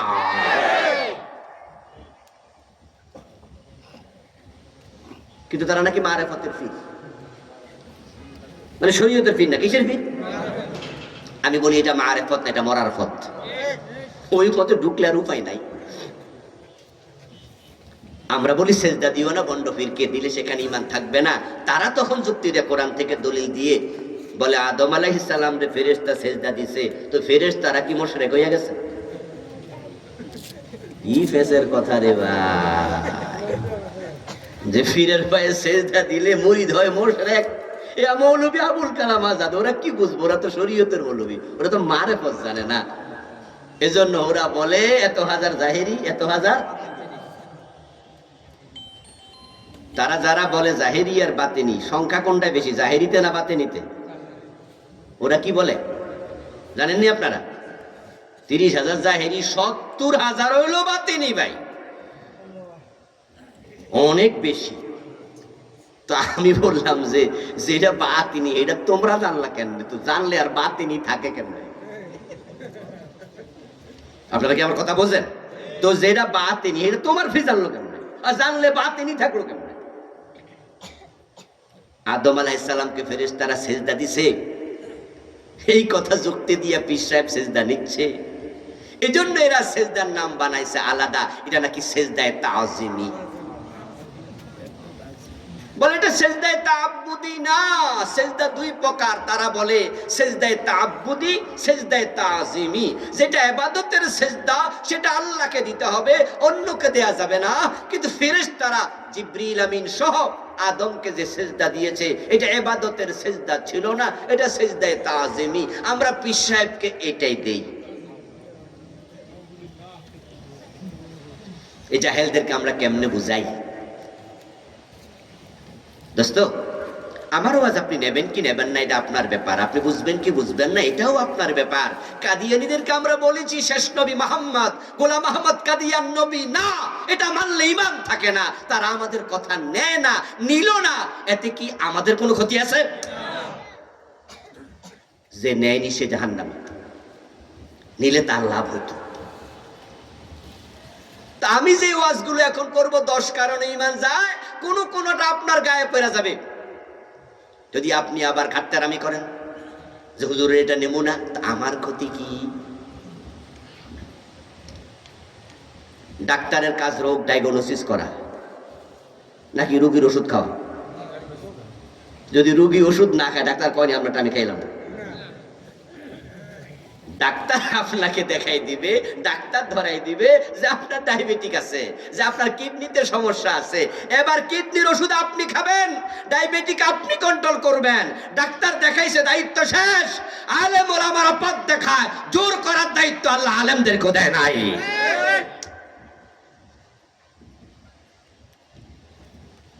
এই জন্য আমরা বিনয়ের সাথে বলি, আমরা সুন্দর সুন্দর শব্দে বলি। আচ্ছা দোস্ত, আপনি যে দলিল দিলেন আদম আলাইহিস সালামকে সেজদা দিছে ফেরেশতারা, আমার প্রশ্ন হবে, ফেরেশতারা শখের বসে দিছে না আল্লাহ কইছে? তো আপনি যে সেজদা নিলেন, আল্লাহ আপনারে সেজদা নিতে কোন জায়গায় কইছে? আপনি যে আদম আলাইহিস সালামের টেনে ঢুকাই দিলেন নিজের মাঝে, তো ওইটা তো কোরআনে আছে। ইসকালা কি বলছে? উসজুদু লি আদম ইয ক্বালা লিল মালাইকা উসজুদু লিল আদম, তোমরা আদমরে সিজদা করো। আল্লাহ তাআলা কোরআনে একাধিক জায়গায় বলছে ফেরেশতাদেরকে তাদের রব, তাদের প্রভু আল্লাহ বলছে উসজুদু লি আদম ফাসাজাদু ইল্লা ইবলিস ফাসাজাদাল মালাইকাতু কুল্লুহুম আজমাউন। আল্লাহর অর্ডার ছিল, আর আল্লাহ যখন আদেশ করে সে আদেশ মানা নফল না ফরজ। তারা ফরজ দায়িত্ব পালন করেছে।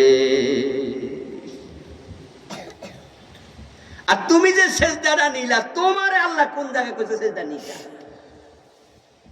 নাই। আমার আরেকটি প্রশ্ন, যে দায়াতের দলিল দিয়া বন্ডফির সেজদা নেয়, এখন আমরা ওই পীর সাহেবকে জিজ্ঞাসা করতে চাই, পীর সাহেব হুজুর এই আয়াত কি আবু বকর ওমর ওসমান পড়ে নাই যে ফেরেশতারা আদমরে সেজদা দিছে? কয়ে পড়ছে তো। তা আপনার আগে পড়ছে না পরে? কোন আমার অনেক আগে। তো তারা রাসূলরে সেজদা দিছে কয়দিন? এই আয়াতের দলিল দিয়ে যদি মানুষ মানুষের সেজদা নিতে পারত, এটা জায়েজ হতো। তো নবী মুহাম্মদ সাল্লাল্লাহু আলাইহি ওয়াসাল্লামের চেয়ে বড় পীর নাই, আবু বকরের চেয়ে বড় কোনো মুরিদ নাই। আবু বকর সিদ্দিক রাসূলকে একটা সেজদা দিছে? মা আয়েশা দিছে? ফাতেমা দিছে? আরে ফাতেমা তো শুধুমাত্র নবী না, বাবাও। আর বাবা তো এমনি সম্মানের দিত। ফাতেমা কি রাসূলকে সেজদা দিত? তা আপনি কিসের দলিল কোথায় লাগাইলেন? এই জন্য বিভ্রান্ত হওয়া যাবে না। কোন কোন কাজ করলে মানুষ ঈমান হারা হয়, কাফের হয়ে যায়, এগুলো প্রত্যেক মুমিনের জানা উচিত। কারণ না জেনে বিষ খাইলেও মানুষ মরে, যাই না খাইলেও মরে। কুফরি করলে ঈমান চলে যাবে, শিরিক করলে চলে যাবে, ওই 10টা কারণ থাকলে ঈমান শেষ। এই যে বোতলে পানি আছে, এখানে পানির জায়গায় যদি বিষ থাকতো আর কেউ জেনে শুনে বিষ খাইতো, তাহলে কি হবে? মরে যাবে। আচ্ছা, কেউ জানে না এটা বিষ, সে খাইছে, হে কি হবে? এই জন্য ঈমান যাদের যায়, যেই কারণে যায়, জানলো যায় না জানলো যায়। আমার প্রিয় বন্ধু, 10টি কারণে ঈমান যাবে এ বিষয়ে আমার লেখা বই আছে। আমি একটি বই লিখেছি এ বিষয়ে, এটার মাঝে আমি লিখছি, না আমি দিয়েছি ঈমান কুফর ও নিফাক। 10টা কারণ আমি এখানে লিখেছি। 1 নাম্বার হলো কুফর করা, 2 নাম্বার হলো শিরক করা, 3 নাম্বার হলো নেফাকে ইতিকাদি করা, 4 নাম্বার হচ্ছে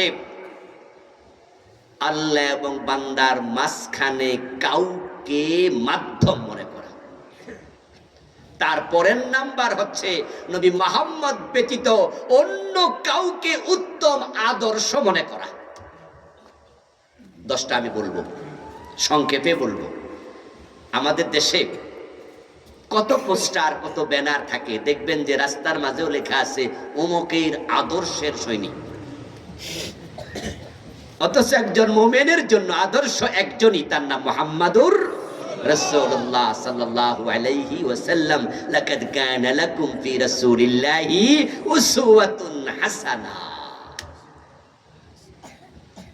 কিন্তু আমার দেশের রাজনীতি শেষ করে দিল ঈমান। ওই যুবকদেরকে বলা হচ্ছে, না না, তুমি অমুকের আদর্শ মানো, অমুকের আদর্শ উজ্জীবিত হও। ও দোস্ত আমার, যে নেতার আদর্শে আপনি উজ্জীবিত হচ্ছেন, সে নেতা কোনোদিন মদ খায় নাই এমন গ্যারান্টি আছে? ওই নেতা কোনোদিন মিথ্যা কথা বলে নাই এমন গ্যারান্টি আছে? যেই নেতাকে আদর্শ মানলেন সেই নেতা কোনোদিন জেনা করে নাই, কোনো গ্যারান্টি আছে? কিন্তু যে নবী মুহাম্মদ আমাদের আদর্শ, তার জীবনে কোনো গুনাহ নাই।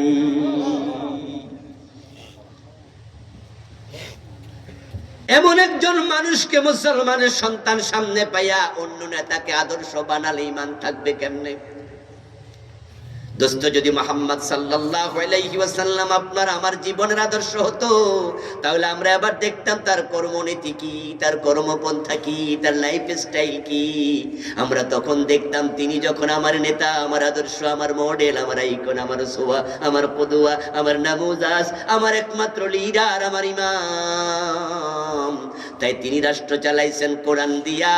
আমি যদি কখনো নেতা হই, কর্মী থাকি, আমিও একটাই কথা বলবো, রাষ্ট্র চালাতে হবে কোরআন দিয়া।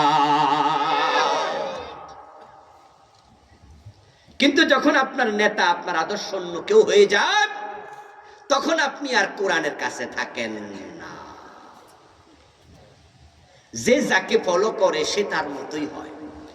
এই জন্য আপনি দেখবেন যে আমাদের দেশে মাঝে মাঝে কিছু ইয়াং পোলাপানের চুলের কাটিং দেখলে বোঝা যায় হে মনে হয় রোনাল্ডোর লোক। বোঝা যায় না? অমক অমক তমক। কিরে ভাই, তোমার মাথার চুলের ডিজাইন কেন? বলে হুজুর দেখেন না, এই যে বিশ্বকাপ চলতেছে, অমকের চুলের ডিজাইন। এবং মাঝে মাঝে আমরা যখন চুল কাটতে বিভিন্ন সেলুনে যাই, তখন সেলুনে দেখি কিন্তু 10টা 20টা মানে সুন্দর সুন্দর করে ছবি থাকে। সেখানে এক একটা কাটিং এক এক রকম। আমরা চিনি না, আমরা বুঝি না, আমরা জানি না, কিন্তু এগুলা যাদের জন্য লাগাইছে এরা ঠিকই বোঝে। যে যাকে ভালোবাসে সে তাকে ফলো করে। এখন আপনি যদি আপনার আদর্শ নবী মুহাম্মদকে বানান, তাহলে আপনার জীবনের বটম থেকে টপ। আপনি যখন পায়জামা পরবেন, তখনও আপনি ভাববেন যে আমার পায়জামা টাকনুর নিচে যেতে পারে না। আমার আদর্শ তো মুহাম্মাদুর রাসূলুল্লাহ, উনি তো টাকনুর নিচে কাপড় পরেন নাই। নবী মুহাম্মদকে আদর্শ বানালে আপনার মাথায় চিন্তা আসবে, আমার মুখে ক্লিন শেভ হবে না, ব্লেড এখানে লাগবে না। আমার রাসূল তো মুখে ব্লেড লাগান নাই।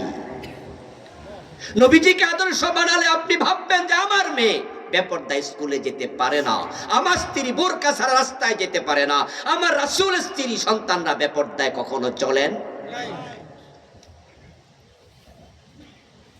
আরে আমার কথা আপনার কাছে তিক্ত হতে পারে, মনে হতে পারে আমি অমুক রাজনীতির বিরুদ্ধে বলছি, অমুক দলের বিরুদ্ধে না। আমি আপনাকে বলছি ব্যক্তিকে না, নবী মুহাম্মদকে আদর্শ বানান, জীবনটাই পাল্টে যাবে, জীবনটাই পাল্টে যাবে। ঈমান চলে যায় প্রথম কারণ কুফর, যেটা সংক্ষিপ্ত ভাবে বলেছি। এখন কুফর কি? কুফর হলো এ কোরআনের চিন্তার বাহিরে চিন্তা লালন করা। এটা ঈমানের বিপরীত পরিভাষা। ঈমান চিনো তাহলে কুফর বুঝবে ভাই। ঈমান মানে হলো আত-তাসদীকু বিমা জাআ বিহিন নাবিয়্যু মিন ইনদিল্লাহ। আমার রাসূল আল্লাহর পক্ষ থেকে যে কিতাব নিয়ে আসছে এটাকে বিশ্বাস করা। এই কিতাবের বিসমিল্লাহর বা থেকে মিনাল জিন্নাতি ওয়ান নাসের সিন পর্যন্ত যাহা আছে সবটাকে একসাথে বিশ্বাস করার নাম হলো ঈমান। এখানে সামান্য দ্বিমত করলে ঈমান আর থাকে না, এটার নাম হলো কুফর।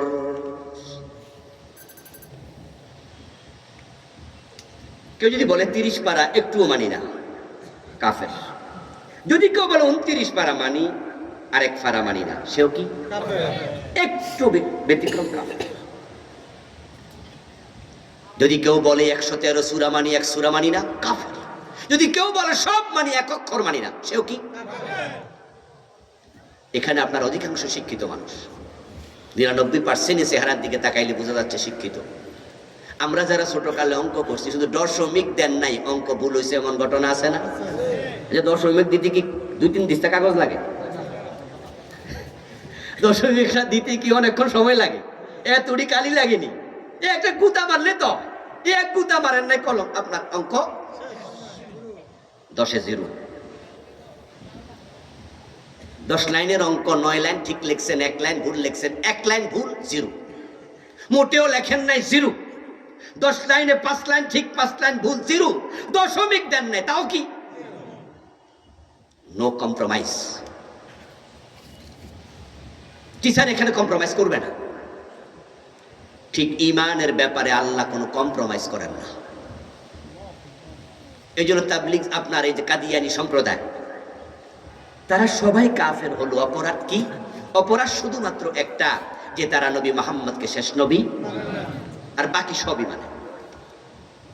আজান মানে, রোজা মানে, হজ মানে, যাকাত মানে, টুপি মানে, দাড়ি মানে, পাজামা মানে, পাঞ্জাবি মানে, এভরিথিং সব মানে। তাদের নামাজ আমাদের নামাজের মতোই, কিন্তু নবী মুহাম্মদ সাল্লাল্লাহু আলাইহি ওয়াসাল্লামকে শেষ নবী মানা নিয়ে তাদের এখানে ঝামেলা। এক জায়গায় ধরা খাইছে, ওই দশমিক নাই, অঙ্ক নাই, এক জায়গায় ধরা খাইছে, ঈমান নাই, শেষ। ইবলিস শয়তান, যার কথা আমরা এত কিছুক্ষণ আগে বলছি, সে আমাদের কলবের পাশে থাকে। আচ্ছা, ইবলিস শয়তান কি শুরু থেকেই খারাপ ছিল? শুরু থেকে কাফের ছিল? সে কি ফেরেশতাদের ওস্তাদ ছিল না? মুআল্লিমুল মালায়েকা। ইবাদত এত বেশি সে করেছে, কোন কোন মুফাসসির তার ব্যাপারে লিখেছেন যে জমিনে এক বিগত জায়গা পাওয়া যাবে না যেখানে ইবলিসের সিজদা পড়ে নাই। এত বেশি ইবাদত করছে আল্লাহ। কিন্তু সে এক পর্যায়ে কাফের হলো। আল্লাহর কয়টা আইন মানে নাই? মাত্র একটা, আদমকে ঈমান চলে যায়। কুফরি করলে 100 কফর করলে ঈমান যায়, 50টা করলে ঈমান যায়, একটা কফর করলো ঈমান যায়। এত বড় বেলুন 1.5 ঘন্টা লাইগা ফাওয়া দিয়া ফুলাইছেন, গ্যাস ঢুকাইছেন। এখন ওই বেলুন থেকে হাওয়া বাইর করার জন্য ছিদ্র 5টা করা যে কথা, একটা করাও। একটা জায়গায় দ্বিমত করে কাদিয়ানী কাফের হয়ে গেল, আল্লাহর একটা আইন অস্বীকার করে ইবলিস কাফের হয়ে গেল। এবার আপনাদের কাছে একটু আসি, আওয়াজ দিয়ে বলুন তো, চোর ধরে হাত কাটার আইন কোরআনে আছে না নাই? 54 বছরে কয়দিন মানছেন? জেনা করলে 100 বেত লাগাতে হবে, এমন আইন কোরআনে আছে না নাই? 54 বছরে কোন আদালতে মানছে? জমিন যার আইন চলবে তার, এমন অর্ডার কোরআনে আছে না নাই? লাহুল খালকু ওয়াল আমর, সাবধান, সৃষ্টি যার, আইন চলবে শুধুই তার। এই ঘোষণা কার? জোরে বলেন না কার? আওয়াজ দিয়ে বলুন তো, সৃষ্টি কার? আমরা কার? আইন চলা উচিত কার? কিন্তু 54 বছর আল্লাহর আইন চলে না, ব্রিটিশ আইন। শয়তান মানে নাই কয়টা? তা আমরা মানি না কয়টা? তো ফতুয়ার স্ট্যান্ডার্ড শয়তানের দিকে ফিরিয়ে দিলেন, নিজের খবর কি? قال رسول الله صلى الله عليه وسلم يأتي على الناس زمان يجتمعون في المساجد ليس فيهم مؤمنون। প্রিয় নবী বলেছেন, একটা জামানা আসবে, মানুষগুলো জামাতের সাথে নামাজ পড়বে কিন্তু একজনেরও ঈমান থাকবে না। শেষ জামানা ঈমানের ক্রাইসিস বেড়ে যাবে। ঈমান বাঁচাতে যদি চান তাহলে আপসহীন হয়ে যান। আমরা গত 17 বছর ফ্যাসিস্টের আমলেও এই মাহফিলগুলোতে যখন কথা বলতাম, একটি কথা নির্দ্বিধায়, নিশ্চিন্তে, জোরে আওয়াজে, গলা উঁচু করে বলেছি, যা হওয়ার হবে, আল্লাহ ছাড়া কারো আইন মানি না, মানি না, মানি না।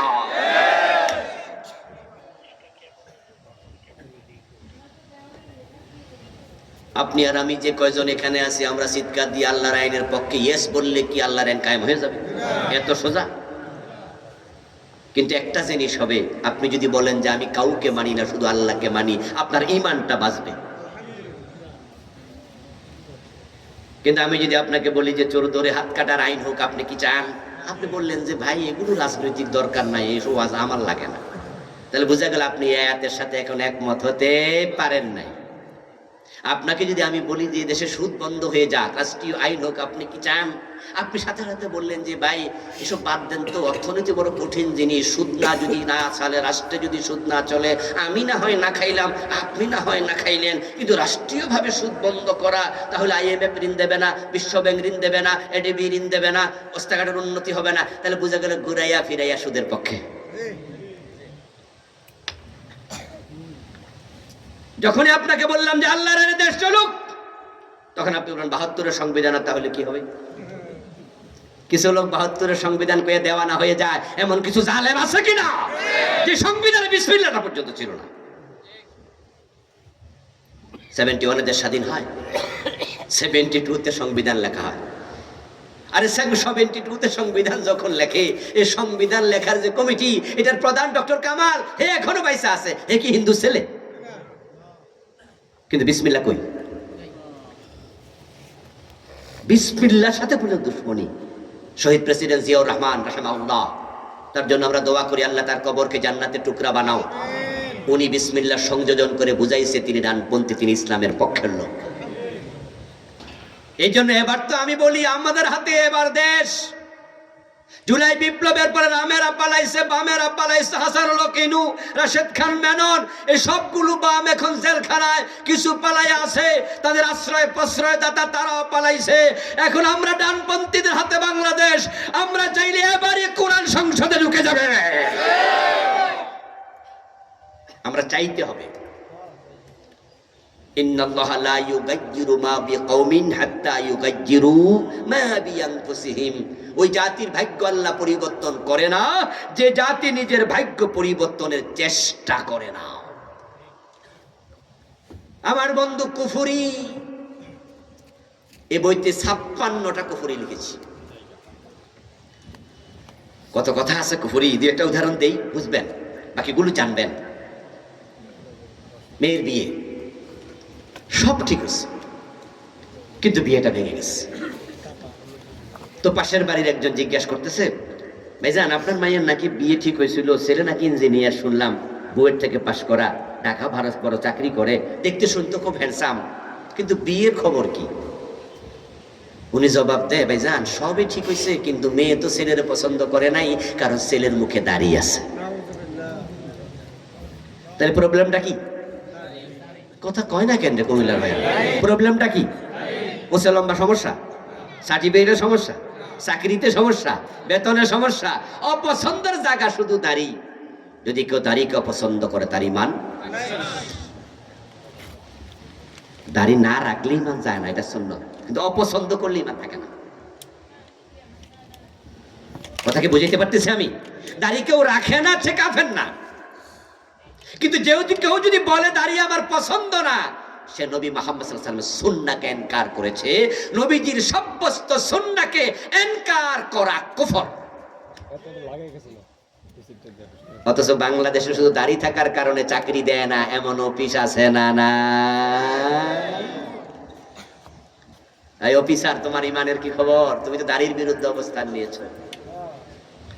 আমাদের পুলিশে নাকি দাড়ি রাখতে অনুমতি লাগে, আমাদের সেনাবাহিনীতে দাড়ি রাখতে অনুমতি লাগে। শুরুতে যাদের দাড়ি আছে তাদের অনুমতি লাগে না, তারা ওই অবস্থায় চাকরি হলে ওয়েলকাম, তারা এইভাবে চলতে পারবে। কিন্তু কারো শুরুতে দাড়ি ছিল না, পরে সে দাড়ি রাখবে, তাহলে অফিসারকে বলতে হবে, অফিসার অনুমতি দিতে হবে, তারপরে রাখবে। আহারে মুসলমানের দেশ, নবীজির সুন্নাহ রাখবে বাংলাদেশে আইন বানিয়ে নিষিদ্ধ করা হয়। শুধু মুখে দাড়ি থাকার কারণে গত সরকারের আমলে কতজন ওএসডি হয়েছে, চাকরি হারাইছে, শুধু নামাজ পড়ার সন্দেহে তাদেরকে বিভিন্ন রাজনৈতিক দলের ট্যাগ দিয়ে পিটিয়ে হত্যা করছে। কোথায় ছিলাম আমরা? আমার বন্ধু ইমান চলে যায় কুফরি করলে।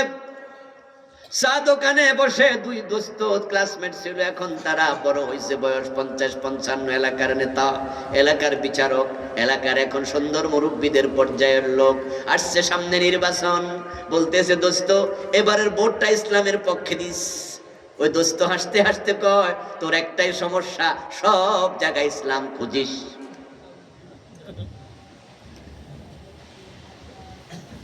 সাথে সাথে ইমান শেষ। এই শব্দটাই কুফর। সব জায়গায় ইসলাম খুঁজিস, তোর একটাই দোষ। বলুন তো, সব জায়গায় ইসলাম খোঁজা এটা দোষ না গুণ? কথা বলেন, দোষ না গুণ? উদখুলু ফিস-সিলমি, এ কথা কার? বাংলা অর্থ কি? তুমি ইসলামে পুরা ঢুকো। আচ্ছা, ইসলামে পুরা ঢুকলে সব জায়গায় ইসলাম না খুঁজা উপায়টা কি? ইসলামে পুরা ঢোকার অর্থই হলো জীবন আছে যেখানে ইসলাম থাকবে সেখানে, আপনি আছেন যেখানে ইসলাম থাকবে সেখানে। আচ্ছা, আমরা টয়লেটে ঢুকতে ইসলাম খুঁজি না? দোয়া আসেনি? মনে যে চাহে দোয়া করে লাই। দেখেন নির্দিষ্ট দোয়া রাসূল যেটা শিখাইছে, ইসলাম যেটা এলাও করছে, ওটা বাম পা দিয়ে ঢুকি, ঘুমাইতে ডান কাতে ঘুমাই, খাওয়ার সময় ডান হাতে খাই, বিসমিল্লাহ বলে খাই, খাওয়ার শেষে দোয়া পড়ি, ঘুমাইতে দোয়া পড়ি, ঘুম থেকে উঠতে দোয়া পড়ি। আমরা থুতু ফেলতেও ভাবি নবীজি কোন পাশে থুতু ফেলেছেন। যেই লোকটা ইসলাম টয়লেটে খোঁজে, মসজিদে খোঁজে, থুতু ফেলতে খোঁজে, চুল কাটতে খোঁজে, খাইতে খোঁজে, এবার বলুন তো যখন সে সংসদে ঢুকবে, দেশ চালাইতে ইসলাম খোঁজা দরকার আছে না নাই? আপনি কি বললেন? তোর একটা দোষ, সব জায়গায় ইসলাম খোঁজস। এমন শব্দ ব্যবহার করি যেগুলো কুফরি শব্দ। যেমন ধরেন ডান পাশ শব্দটা, ডান পাশ, ডান পাশে চলা, এটা কি রং না রাইট? যারা জানেন বলবেন তারা, এটা ভালো কাম না খারাপ কাম? কিন্তু বাংলাদেশে ডান পাশে চললে কি কয়? ইংরেজিতে কিতা কয়? Wrong side. দেখেন কিভাবে কুফরি আমদানি হয়। রং মানি ভুল আর রাইট মানি ঠিক। একজন মুসলমান কোন পাশে চলবে? রাসূল কোন পাশে চলেছেন? কোন হাতে খেয়েছেন? উনি যখন জামা পরতেন তখনও ডান হাত আগে ঢুকাইতেন। হাদিস আছে হিব্বুত তায়াম্মানা ফি আমরিহি কুল্লিহি হাত্তা তারাজ্জুলিহি ওয়া হাত্তা তানাউলিহি। আমার রাসূল সব কাজে ডান পাশকে ভালোবাসতেন। ইভেন যখন মাথার চুল তিনি আঁচড়াতেন তখনও ডান পাশ দিয়া শুরু করতেন। যখন জুতা পায়ে দিতেন নবীজি আগে ডান পায়ে দিতেন। তিনি ডান পাশে হাঁটতেন। সৌদি আরবের গাড়ি কোন পাশে চলে? এখন ওই দেশে সুন্নাহ কিছু মানে, কিন্তু আমরাও তো মুসলমান ৯২%। ডান পাশে গাড়ি নিয়ে টান দিলে পুলিশে দাঁড় করাইয়া ১,০০০ টাকার মামলা দিল। ১,০০০ টাকার মামলা না দিল আর কি, কিন্তু শব্দটা কি বলবে? হুজুর আপনি রং সাইডে চলেন কেন? আমার রাসূল যেটা শিখায় সেটা কি রং হতে পারে? সুন্নত কখনো রং হতে পারে? ইসলামের ব্যাপারে বদ ধারণা কুফর। ইসলাম আপনাকে শিখিয়েছে কোনটা রাইট কোনটা রং। উল্টা পাল্টা কথা বললে ঈমান চলে যায়, সামান্য চিন্তার কারণে ঈমান চলে যায়। ওই যে বললাম দশমিক, মা আতাকুমুর রাসূলু ফাখুযুহু ওয়া মা নাহাকুম আনহু ফান্তাহু।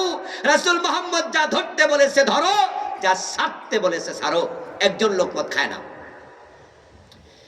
কিন্তু মদের ব্যাপারে সে শিথিল। আরেকজন লোক মদ খায় কিন্তু মদের ব্যাপারে সে ভীতু। কথা বুঝিয়ে, মদ খায়, এই তোমাকে নামাজে দেখি না, ইমাম সাহেব বলছে, এলাকার যুবক ছেলে একবারে জড়সড় হয়ে গেছে, হুজুর শয়তানে ধরছে, নামাজে আসি না হুজুর।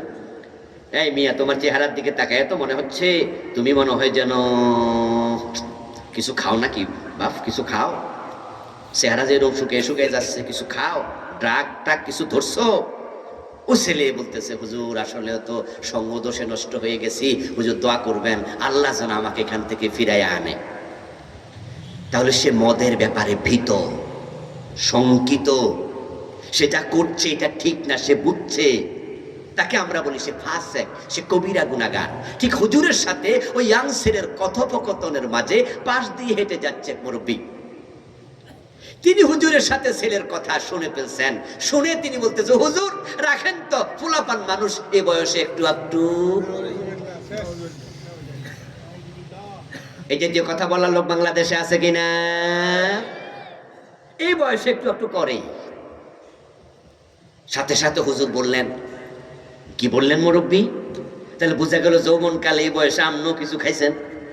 ওই মুরব্বী বলতেছে, ইন্না লিল্লাহ ইন্না লিল্লাহ, আমি জীবনে মদ ধরেও দেখি নাই, খাওয়া দূরের কথা, আল্লাহর কসম আমি জীবনেও মদ খাই নাই।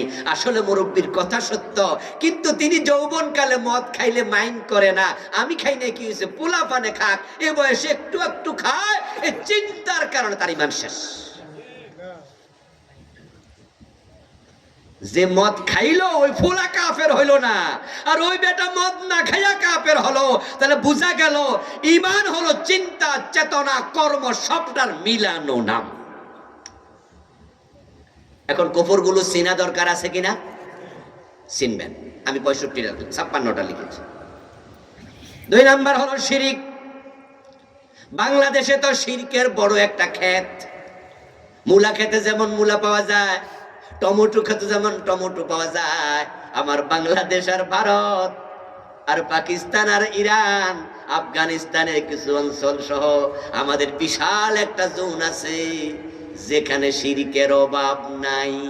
কিন্তু আল্লাহর বড় দয়া, সৌদি আরবে যান, কাতারে যান, দুবাইয়ে যান, সেখানে কোনো বন্ড পীরের মাজার পাওয়া যাবে না।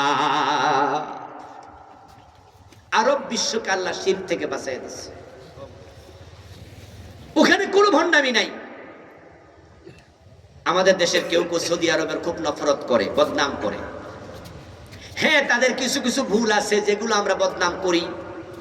যেমন আমেরিকার পক্ষে যখন সৌদি বর্তমান রাজা সালমানের ছেলে মোহাম্মদ বিন সালমান সে আমেরিকার পক্ষে কথা বলে, কোনো কোনো বিষয়ে আমেরিকাকে প্রাধান্য দেয়, যখন সে মুসলমানদের পক্ষ না নিয়া অমুসলিমদের পক্ষ নেয়, তখন আমাদের কিছু কিছু ক্ষেত্রে কষ্ট লাগে। সৌদি আরবে বর্তমানে সিনেমা হল বানাইছে, এটা শুনলে আমাদের কষ্ট লাগে।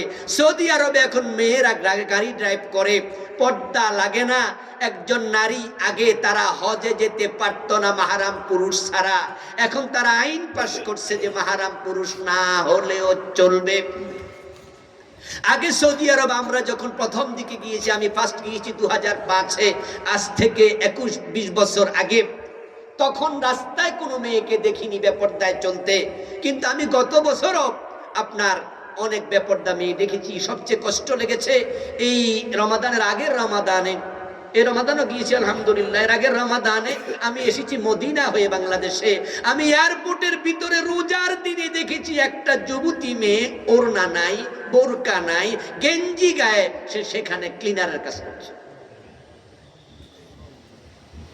মাথার চুলগুলো খোলা, গায়ে একটা গেঞ্জি, একটা সুটাম দেহের যুবতী, রোজার দিন, আমারও রোজা।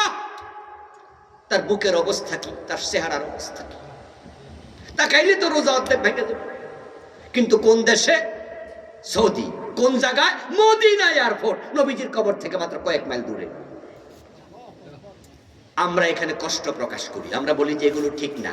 কিন্তু একটা জায়গায় প্রশংসা করতে হবে, সৌদি আরবে কোনো পীরের মাজার, কোনো মোমবাতি নাই, আগরবাতি নাই, কোনো শিরক নাই, ভণ্ডামি নাই। কিন্তু আমাদের দেশে আলহামদুলিল্লাহ টুপিওয়ালা আছে, দাড়িওয়ালা আছে, পায়জামাওয়ালা আছে, পাঞ্জাবিওয়ালা আছে, তাদের মাঝে আবার শিরিকও আছে, কুফরও আছে, মুনাফিকেরও অভাব নাই।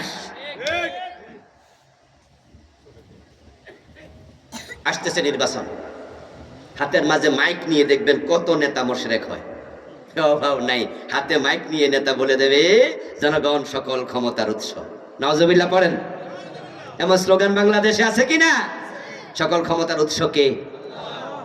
তা আপনি কি কইলেন? এটা কি কইলেন? এদেশের পত্রিকায় অর্ধেক পৃষ্ঠা শিরিক। এমন পত্রিকা আছে মাঝে মাঝে দেখবেন শিরিকের পত্রিকা। কি সেটা? শিরিকটা কি? রাশি ফল, অর্ধেক একবারে পত্রিকা। তুলা রাশি, কুম্ভ রাশি, কন্যা রাশি, মর্কট রাশি, বৃষ রাশি, কি নাম রে বাবা, করতে যে বানাই আছে আল্লাহ জানে। তারপরে আবার সুন্দর করে লিখে দেয় যাতে তুলা রাশি আগামী সপ্তাহ ভালো যাবে, ব্যবসায় উন্নতি হবে, বিয়ে করলে সুন্দরী বউ। এখন তো তুলা রাশিওয়ালা খুব খুশি, আগামী সপ্তাহ ভালো যাবে। এই চিন্তাটাই শিরিক। কারণ 1 মিনিট পরে কি হবে আল্লাহ ছাড়া কেউ জানে না। আওয়াজ দিয়ে বলুন তো, গায়েবের মালিক কে? ভবিষ্যতের ইলমের মালিক কে? তো পত্রিকাওয়ালা কেমনে জানলো?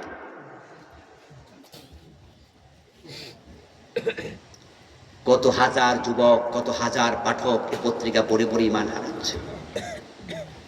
কত লোক মানুষের কাছে হাতের রেখা দেখায়, হাতের রেখা দেখানোর পরে বেটা ধইরা কয় যে আগামী মাসে ফাড়া আছে, আমার 1111 টাকা দিলে ফাড়া কাটতে দেবে। এই জাতীয় কথা আছে না? আরে বেটা কেমনে জানা আগামী মাসে কি আছে? আর কুমিল্লা ঈদগাহ মাঠে আল্লামা সাইদি রহমতুল্লাহ আলাই তিনি একটি আলোচনায় বলছিলেন, যদি এরকম কোনো পেট দেখাইয়া পৈতা ঝুলাইয়া কোনো ঠাকুর কোনো গণক আপনার বাড়িতে এসে কোনো বেটা ধরে হাতের মাঝে কয়ে যে সামনে বিপদ আছে, গালে থাপ্পড় মারে দিবেন কষাইয়া, রেগে গেলে বলবেন কাদের রাগেন কেন, 1 মাস পরের বিপদ টের পাইলেন, এই বাড়িতে এসে থাপ্পড় খাবেন, নিজের বিপদ টের পান না, এবারে আসছেন কেন? প্রিয় ভাইয়েরা, আমি শিরিক নিয়ে একটি বই লিখেছি। এই বইটা আমি বাংলাদেশে চলমান 29টা শিরিক লিখেছি। 2-3টা বললাম, ওই যে ভুলে করলে ইমান যায়। এই জন্য শিরক আছে যেখানে মোমেন থাকবে না, ধারে কাছেও না। 3 নাম্বারটা নিফাক। নিফাক জঘন্য অপরাধ। এখন নিফাক কি? নিফাক হচ্ছে ইসলামের ব্যাপারে দুদিন হওয়া, মুখে যা বলে অন্তরে তা না থাকা। কোরআনে আছে জিহাদ করো আল্লাহর পথে জান মাল দিয়ে। প্রিয় নবীজি জিহাদ করেছেন 27টি যুদ্ধে সেনাপতি হয়ে, নিজে হাতে তলোয়ার নিয়ে। আর আমার দেশে 1000 মুসলমান পাওয়া যাবে, লক্ষ আরো বেশি পাওয়া যাবে যারা জিহাদকে জঙ্গিবাদ মনে করে।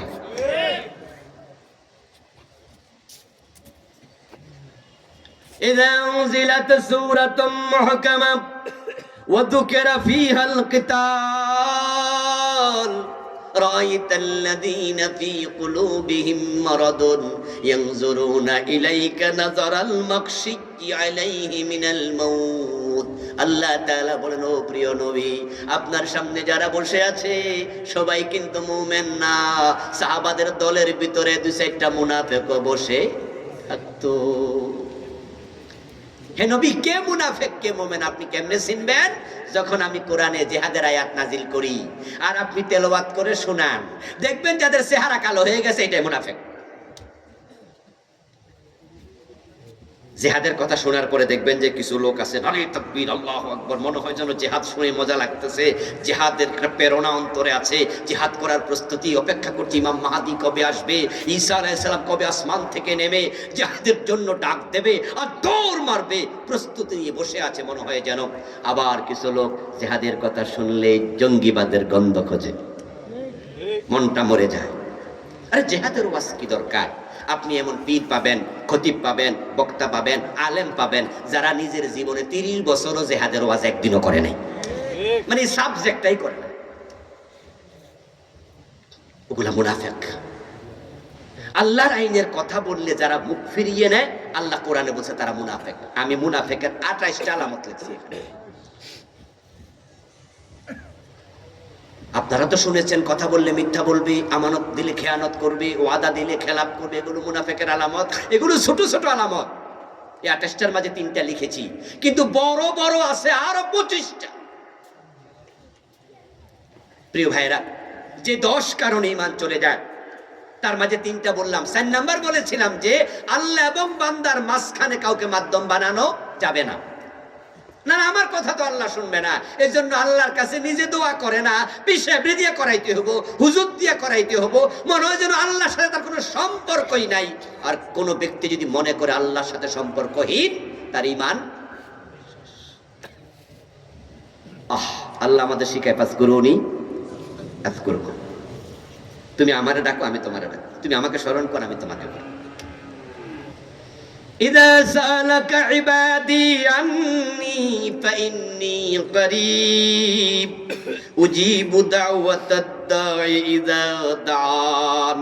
আল্লাহ বলো, প্রিয় নবী, মানুষ আপনাকে প্রশ্ন করবে আমি আল্লাহ কত দূরে, আপনি জবাব দেন আমাকে যখন ডাকে আমি তখনই সাড়া দেই। নাহানু আকরাবু ইলাইহি মিন হাবলিল ওয়ারিদ, আমি আল্লাহ তার শাহরগের চেয়ে আরো নিকটে। মক্কার মুশরিকরা তারা মাধ্যম বানাইতো মূর্তিকে, আর আমাদের দেশের কিছু লোক মাধ্যম বানায় তার ভণ্ড ফিরকে। আছেন আমার মুক্তার, আছেন আমার ব্যারিস্টার, শেষ বিচারের হাইকোর্টেতে, তিনি আমাকে করবেন পার, আমি পাপী, তিনি জামিনদার, টুনটুনা টুনটুন দোতারা বাজাচ্ছে। বলে ফেলছি 5 নাম্বারটা, অন্য কাউকে আদর্শ বানালে নবীকে বাদ দিয়া। সুতরাং বাংলার যুব সমাজ, তোমাদের প্রতি আমাদের আকুল আহ্বান, নবী মুহাম্মদের মতো লোক থাকতে অন্য কোনো মানুষকে আদর্শ বানানোর কোনো প্রয়োজন নাই।